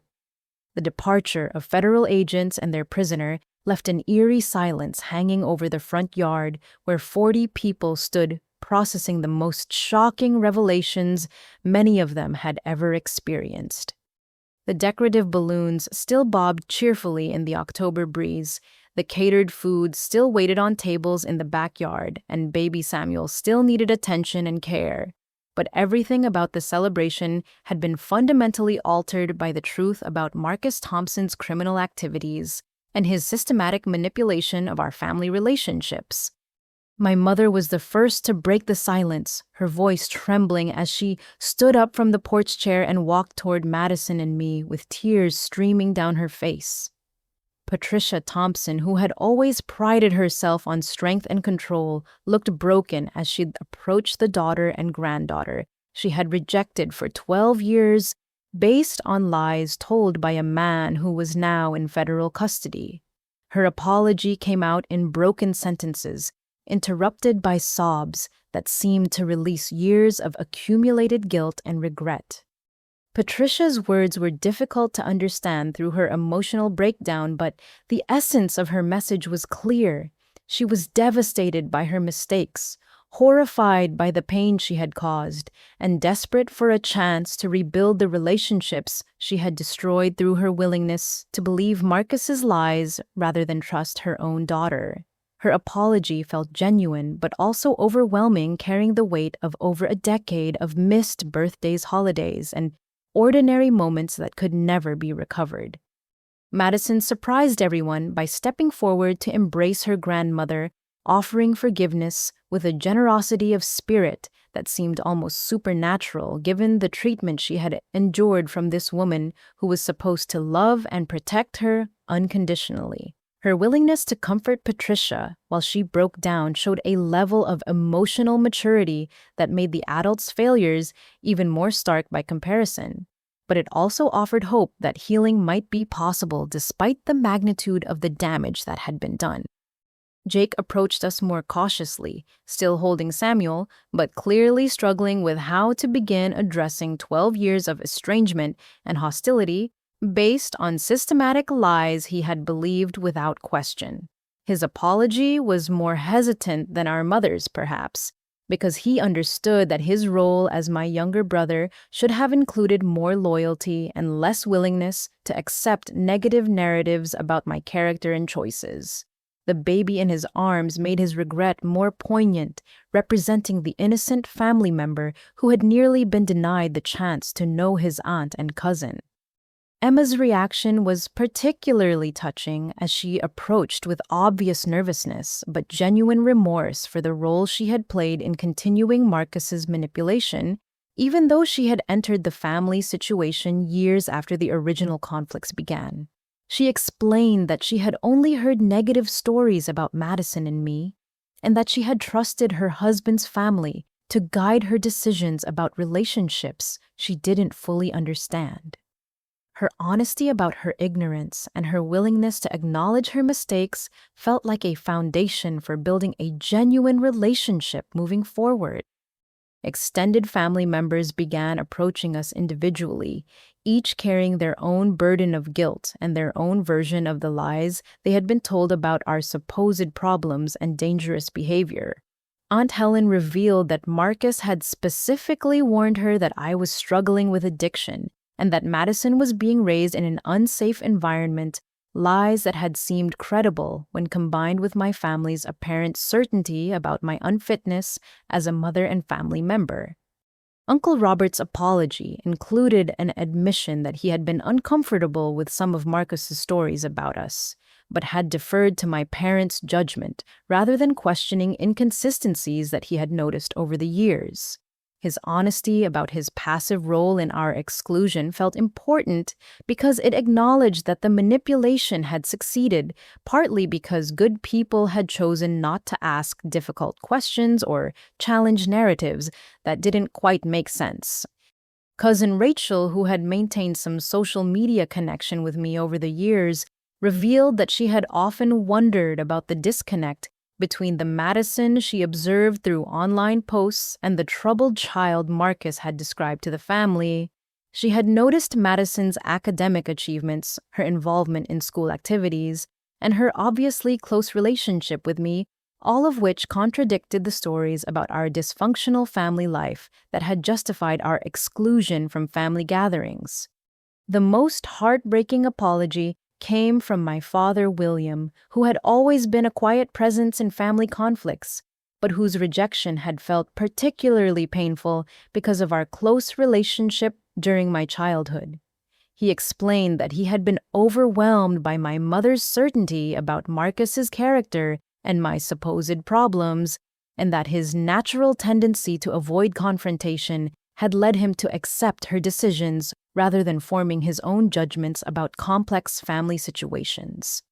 Tyler Jake's 16-year-old son surprised everyone by revealing that he had been documenting Marcus's manipulation for months because something about the man's stories had never felt right to him. He presented Agent Torres with a folder containing printed emails, text, message screenshots, and handwritten notes about conversations he had overheard. Explaining that he had been waiting for an opportunity to share his concerns with adults who would take them seriously. Tyler's evidence included recordings of phone calls where Marcus had coached family members on what to say about Madison and me if they were ever questioned by social services or family court officials, providing additional proof of the systematic nature of his witness tampering activities. The teenager's investigative efforts showed more wisdom and moral courage than many of the adults had demonstrated throughout this entire ordeal. The revelation that Tyler had been secretly gathering evidence while Madison had been doing the same thing highlighted how the children in our family had been more perceptive and more committed to truth than the adults who were supposed to protect them. Both teenagers had recognized manipulation that experienced adults had accepted without question, and both had taken action to document wrongdoing despite their limited power to confront it directly. As family members continued sharing their realizations and regrets, a picture emerged of how thoroughly Marcus had manipulated individual relationships and family dynamics to serve his criminal purposes. He had told different lies to different people, creating a web of false narratives that supported his goals while preventing family members from comparing notes or questioning his version of events. The process of family members comparing what they had been told by Marcus revealed the sophistication of his psychological manipulation and the extent to which he had studied our family's dynamics to identify vulnerabilities he could exploit. He had told my parents that I was struggling with mental health issues that made me dangerous to Madison, while telling younger relatives that I was simply selfish and attention-seeking. He had presented himself differently to different people, always positioning himself as the stable, reliable alternative to my supposed chaos. Samuel's presence throughout these difficult conversations served as a reminder of what was at stake in terms of rebuilding family relationships and creating a healthier environment for the next generation. The baby who had been celebrated just hours earlier was now the center of a family that was learning to see itself clearly for the first time in over a decade, and his future relationship with his extended family would depend on the adult's ability to heal the damage that criminal manipulation had caused to their connections with each other. The afternoon sun was beginning to set as relatives continued processing the revelations and working through their emotional responses to learning they had been systematically deceived and used by someone they had trusted completely. The party decorations looked increasingly surreal in the context of these serious conversations about crime manipulation and the complex work of rebuilding relationships that had been damaged by lies designed to serve criminal purposes rather than family harmony. The transformation of Samuel's celebration from a party into a family healing session happened gradually as relatives moved from processing their shock about Marcus's arrest to focusing on the practical work of rebuilding relationships that had been damaged by 12 years of systematic manipulation. Someone had turned off the cheerful background music, and the catered food remained largely untouched as conversations shifted from small talk and baby admiration to serious discussions about truth, forgiveness, and the complex process of undoing the psychological damage caused by sustained criminal deception. My father William approached me with the careful, hesitant manner of someone who understood that apologies needed to be backed up with changed behavior, rather than just words, and that rebuilding trust would require consistent action over time, rather than dramatic gestures in moments of crisis. His acknowledgement that he had failed me as a father by choosing comfort over courage and passive acceptance over active protection of his daughter and granddaughter felt like the beginning of genuine accountability rather than just emotional reaction to shocking news. Emma's offer to let me hold Samuel felt like a sacred moment, representing not just her personal willingness to trust me with her most precious possession, but also the family's collective recognition that I had never been the dangerous, unstable person Marcus had portrayed me to be. Taking my nephew into my arms for the first time while surrounded by relatives who were seeing me clearly for the first time in over a decade felt like being welcomed back into my own life after years of exile from my identity as a loving family member. Samuel was beautiful in the way that all babies are, but holding him also felt like holding the future of our family's ability to heal and create new traditions based on truth rather than manipulation. His innocent presence in the midst of our complex adult emotions reminded everyone that the stakes of our reconciliation extended beyond just healing old wounds. We were also creating the foundation for the next generation's understanding of love, loyalty, and the importance of questioning narratives that seem designed to divide rather than unite families. Madison's reaction to finally meeting her baby cousin was particularly moving as she gently touched his tiny hand and spoke to him in the soft voice she had always used with small children during our visits to the pediatric ward where I worked. Her natural warmth and obvious love for Samuel provided clear evidence of the kind of person she had become, despite being raised in the allegedly chaotic, dangerous environment that Marcus had described to justify our exclusion from family life. The professional photographer who had been hired to capture Samuel's celebration continued taking pictures, but the images being created now were very different from the traditional baby shower photos my parents had originally envisioned. These pictures documented a family's first steps toward healing from criminal manipulation, showing tears of regret and relief rather than simple celebration, and capturing moments of tentative reconnection rather than comfortable continuity. Jake's emotional breakdown came when he saw Madison holding Samuel and realized how much his son had already been shaped by lies and exclusion during his first 3 weeks of life. The recognition that his child had been born into a family fractured by criminal manipulation, and that Samuel's early experiences had been orchestrated partly to serve federal crimes rather than genuine family celebration, seemed to overwhelm him with guilt and determination to protect his son from further exposure to toxic influences. The conversation about practical steps for rebuilding relationships began when Aunt Helen asked what she could do to help repair the damage her participation in Marcus's lies had caused to Madison's sense of family belonging and security. Her question opened a discussion about concrete actions rather than just emotional expressions, helping everyone understand that reconciliation would require sustained effort and changed behavior, rather than just momentary acknowledgement of mistakes. Madison surprised the adults with her thoughtful suggestions for how the family could begin rebuilding trust and creating new traditions that included rather than excluded people based on false narratives.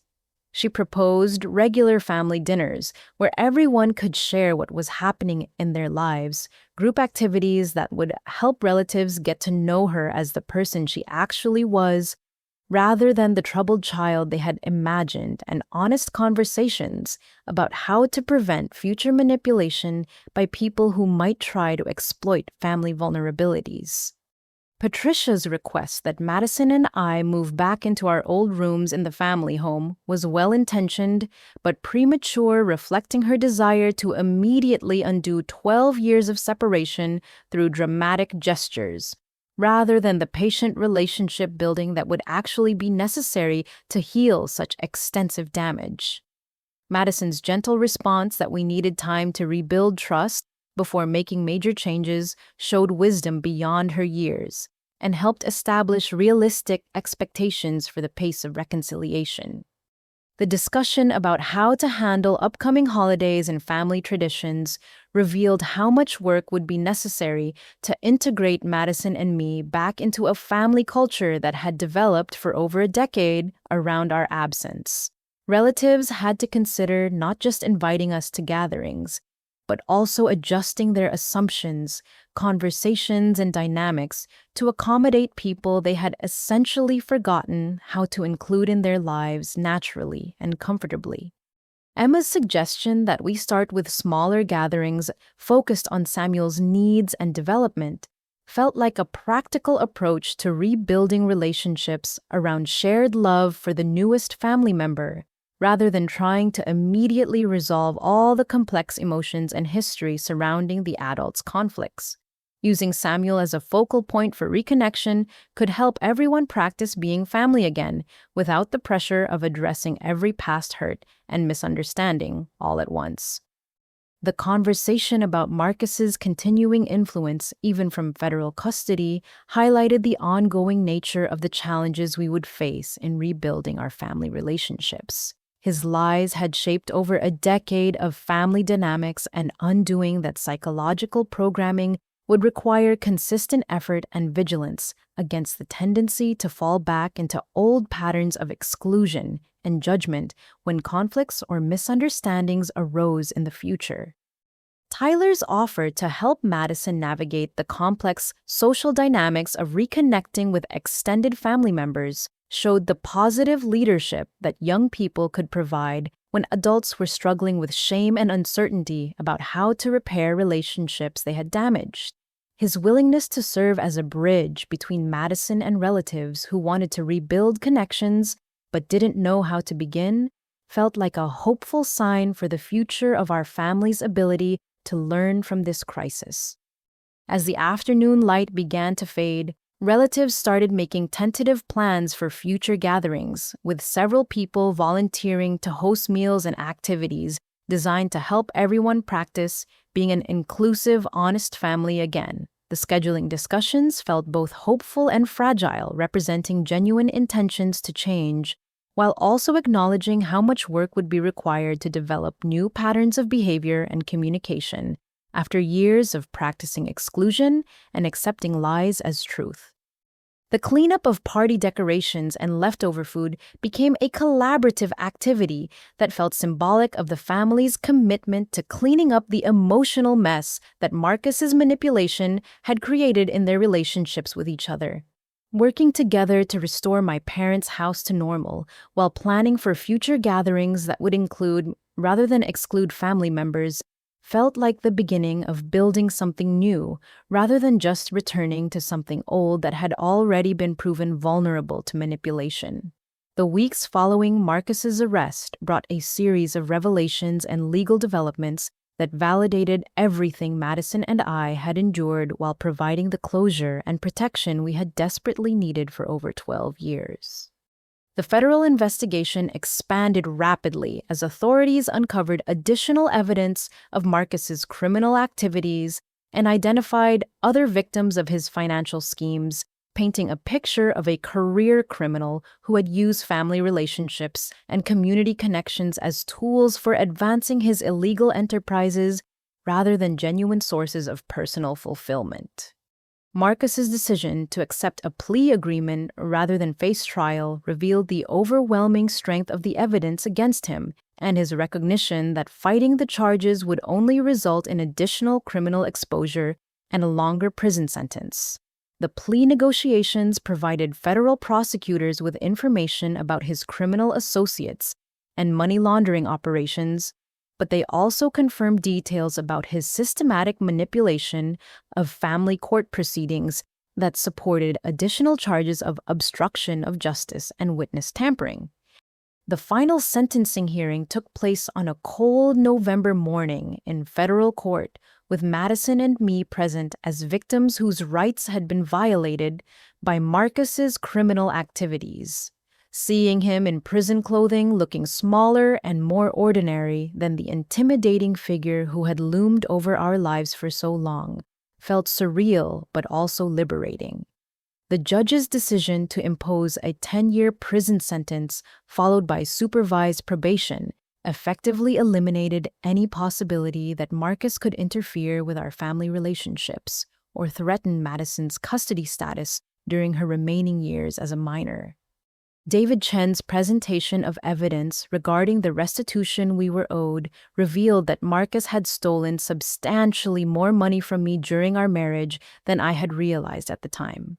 The hidden assets uncovered during the federal investigation included funds that should have been considered marital property during our divorce proceedings, money that Marcus had systematically concealed through fraudulent accounting practices and illegal financial manipulations that extended back to the early years of our marriage.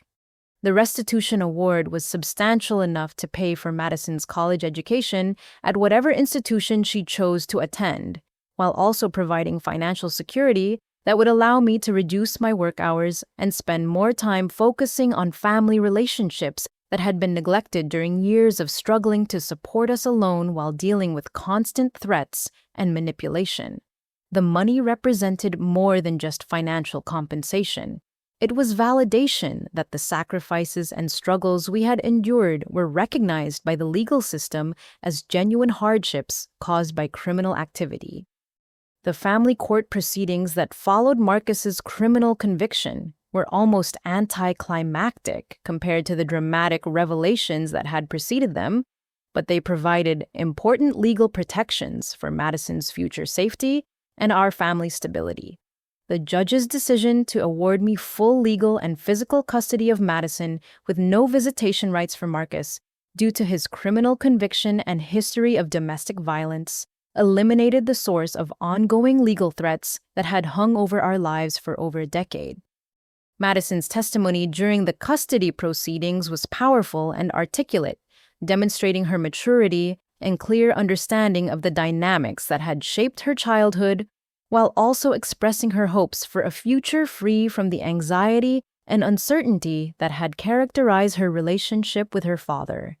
Her request that the court ensure she never had to have contact with Marcus again, unless she chose to initiate it as an adult, was granted, immediately giving her the protection and autonomy she deserved.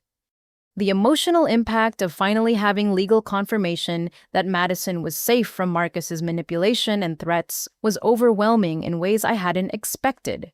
For 12 years, I had lived with constant vigilance and worry about potential custody challenges, emergency court hearings, and the possibility that Marcus's lies might eventually convince a judge that Madison would be better off in his care. The relief of knowing that those threats were permanently eliminated felt like being able to breathe freely for the first time in over a decade. Madison's response to learning that her father could never again use legal proceedings to threaten our family or interfere with our relationships was visible in her increased confidence and relaxation around family activities. She began sleeping better, participating more actively in school activities, and expressing excitement about future plans rather than just anxiety about potential disruptions to our stability. The change in her demeanor reminded me how much stress she had been carrying despite her efforts to appear strong and resilient. The family's integration of Madison and me back into their regular activities and traditions progressed gradually but steadily as relatives worked to overcome years of programmed exclusion and judgment. Sunday dinners at my parents' house became weekly opportunities for everyone to practice being an inclusive family again, with conversations that acknowledged our shared history while also making room for the people we had become during our years of separation. Samuel's development during his first months of life provided natural opportunities for Madison and me to demonstrate our capacity for love, responsibility, and positive contribution to family dynamics.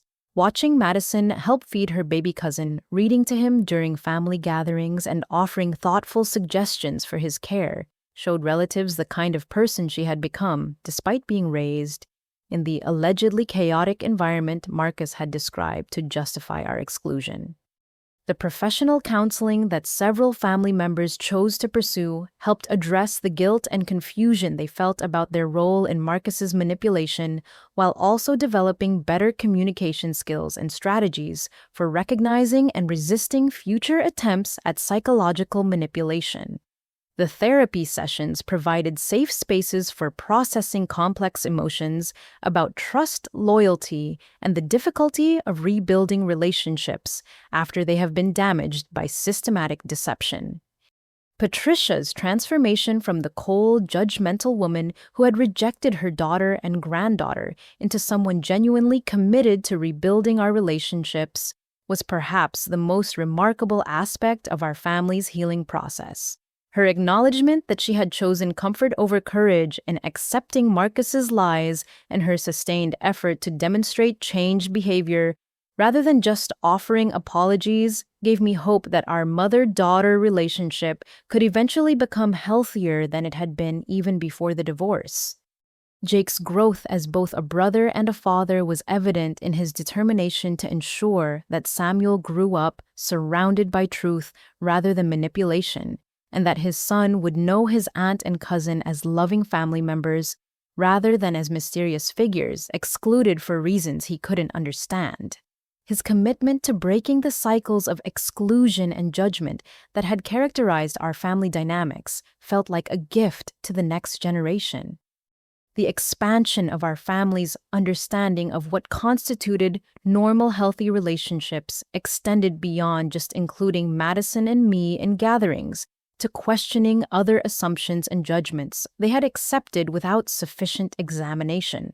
The recognition that they had been manipulated by someone they trusted completely made relatives more aware of the importance of seeking multiple perspectives on complex situations and being skeptical of narratives that seemed designed to justify excluding or rejecting family members.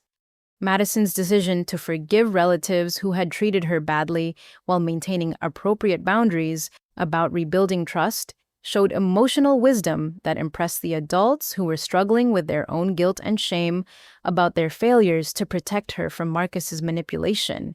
Her ability to separate people from their actions while still requiring accountability and changed behavior provided a model for healthy reconciliation that served the entire family well. The first Christmas celebration that included Madison and me in over 12 years felt like a miracle and a new beginning simultaneously, with traditions that honored our shared history while making room for the people we had all become during our years of separation.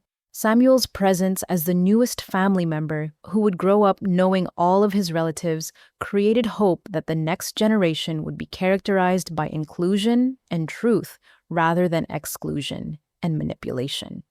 6 months after that transformative afternoon at Samuel's party, I find myself sitting in my mother's dining room watching Madison gently help feed her baby cousin, while 4 generations of our family gather around the table for Sunday dinner, a tradition that now includes everyone, rather than serving as a weekly reminder of who belongs and who doesn't.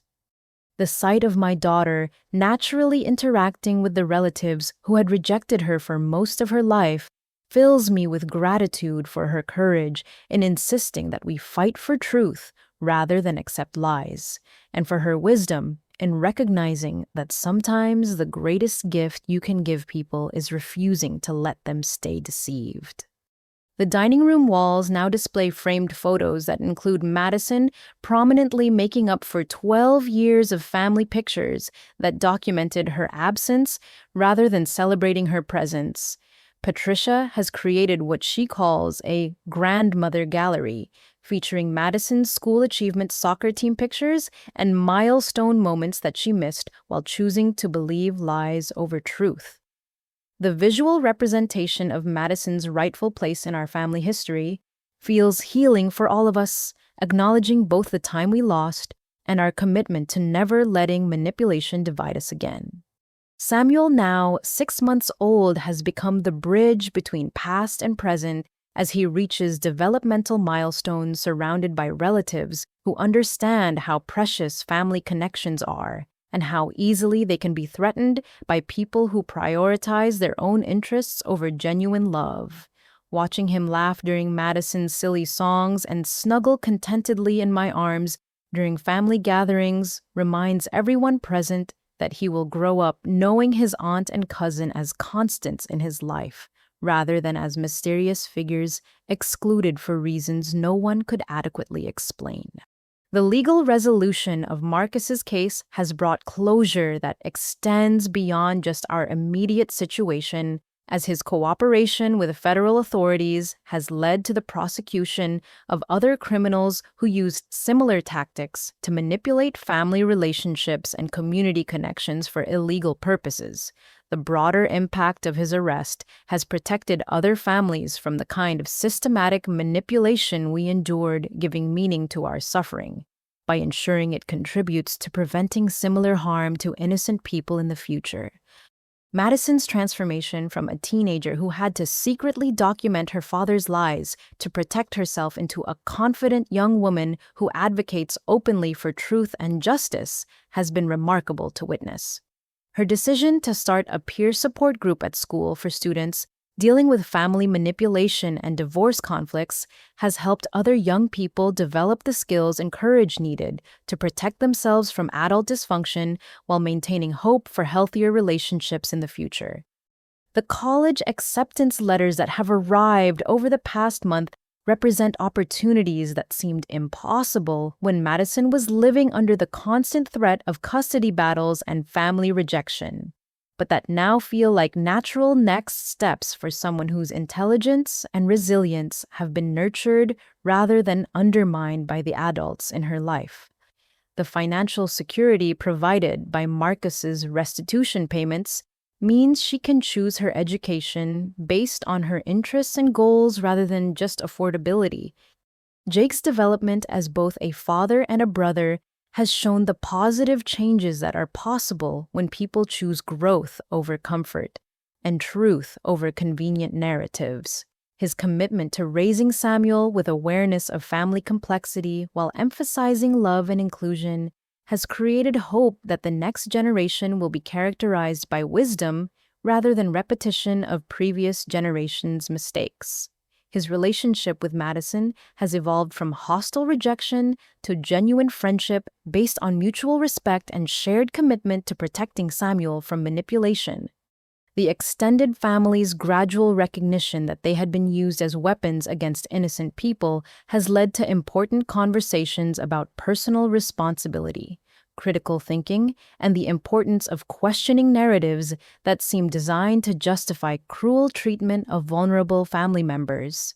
Their willingness to examine their own roles in perpetuating Marcus's lies, rather than just focusing on their victimization by his manipulation, has created opportunities for genuine growth and improved relationships moving forward. Emma's integration into our expanded family dynamic has been particularly touching as she has worked to overcome the negative impressions she formed based on lies she was told before ever meeting Madison and me. Her efforts to build genuine relationships based on direct experience rather than inherited prejudices have shown her character and created hope that Samuel will grow up with a mother who models inclusive love rather than defensive exclusion. The therapeutic work that several family members have pursued has addressed not just the specific damage caused by Marcus's manipulation, but also broader patterns of communication and conflict resolution that made our family vulnerable to his tactics in the first place. The development of healthier boundaries, better listening skills, and more effective ways of addressing disagreements has strengthened all of our relationships and made future manipulation much less likely to succeed. Tyler's role as a bridge between the adult and teenage perspectives in our family has continued to evolve as he and Madison work together to help relatives understand how their choices affected the young people who had no power to change family dynamics, but were deeply impacted by adult decisions. Their collaborative approach to education and healing has been more effective than confrontational strategies would have been, showing the power of patience and strategic thinking in addressing complex family problems. The professional recognition I've received for my work in pediatric nursing has been enhanced rather than threatened by the resolution of our family crisis, as colleagues and supervisors have seen how my personal experience with manipulation and family conflict has made me more effective at identifying and addressing similar situations among the families I serve. The skills I developed during years of protecting Madison from psychological abuse have translated into better advocacy for vulnerable children and more sophisticated understanding of family dynamics under stress. Patricia's transformation from someone who chose judgment over curiosity and control over compassion into a grandmother genuinely committed to supporting Madison's dreams and celebrating her achievements has been one of the most hopeful aspects of our family's healing journey. Her acknowledgement that she had confused maintaining her image as a good mother with actually protecting and nurturing her children has led to important changes in how she approaches relationships and conflict resolution. The community's response to learning about Marcus's criminal activities and our family's manipulation has been largely supportive, with neighbors, teachers, and family friends expressing admiration for Madison's courage and resilience, while offering apologies for believing lies rather than seeking truth. The vindication of our character and the public recognition that we had been victims rather than problems has helped heal some of the social damage that Marcus's lies had created in our broader community.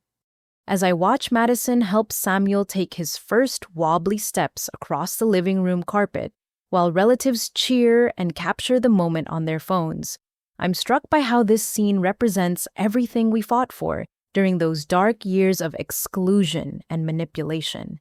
We didn't just survive Marcus's attempts to destroy our family. We created something stronger and more loving than what existed before he began his campaign of lies and division. The life lesson that has emerged from our experience is that truth has more power than manipulation when people have the courage to pursue it consistently, even when doing so requires difficult confrontations and uncertain outcomes. Children often see clearly what adults miss because they haven't yet learned to rationalize cruelty or accept comfortable lies, and listening to young voices can prevent families from making mistakes that damage innocent people while serving the interests of those who prioritize control over love. Samuel will grow up knowing that his family chose truth over comfort, inclusion over exclusion, and love over fear when faced with challenges that could have destroyed their relationships permanently. He'll learn that sometimes protecting people means refusing to let them stay deceived, even when offering truth requires courage and involves temporary conflict. Most importantly, he'll understand that families are strongest when they base their decisions on direct knowledge rather than secondhand stories, and when they choose to fight for each other rather than against each other. Madison's college plans now include studying family law with the goal of helping other children navigate complex custody situations and family manipulation, turning her painful experiences into expertise that could protect future generations from similar harm. Her decision to use her education and career to serve other families facing these challenges represents the kind of transformation that gives meaning to suffering and ensures that knowledge gained through hardship creates positive change in the world.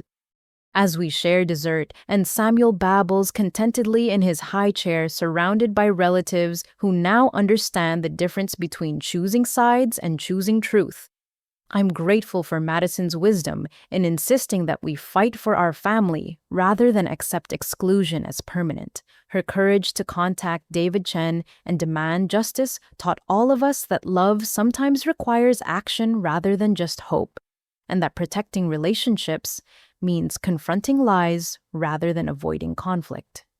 The question I want to leave with you is this: when faced with family manipulation or situations where innocent people are being hurt by lies, do you choose the comfort of staying silent or the courage of speaking truth, even when doing so might create temporary conflict but could lead to lasting healing and justice? Thank you for joining us on this journey of pain, perseverance, and ultimate triumph. I hope our story encourages you to trust your instincts when something doesn't feel right in your relationships, to listen to the voices of young people who often see situations more clearly than adults, and to never give up fighting for the truth when protecting the people you love requires courage rather than comfort.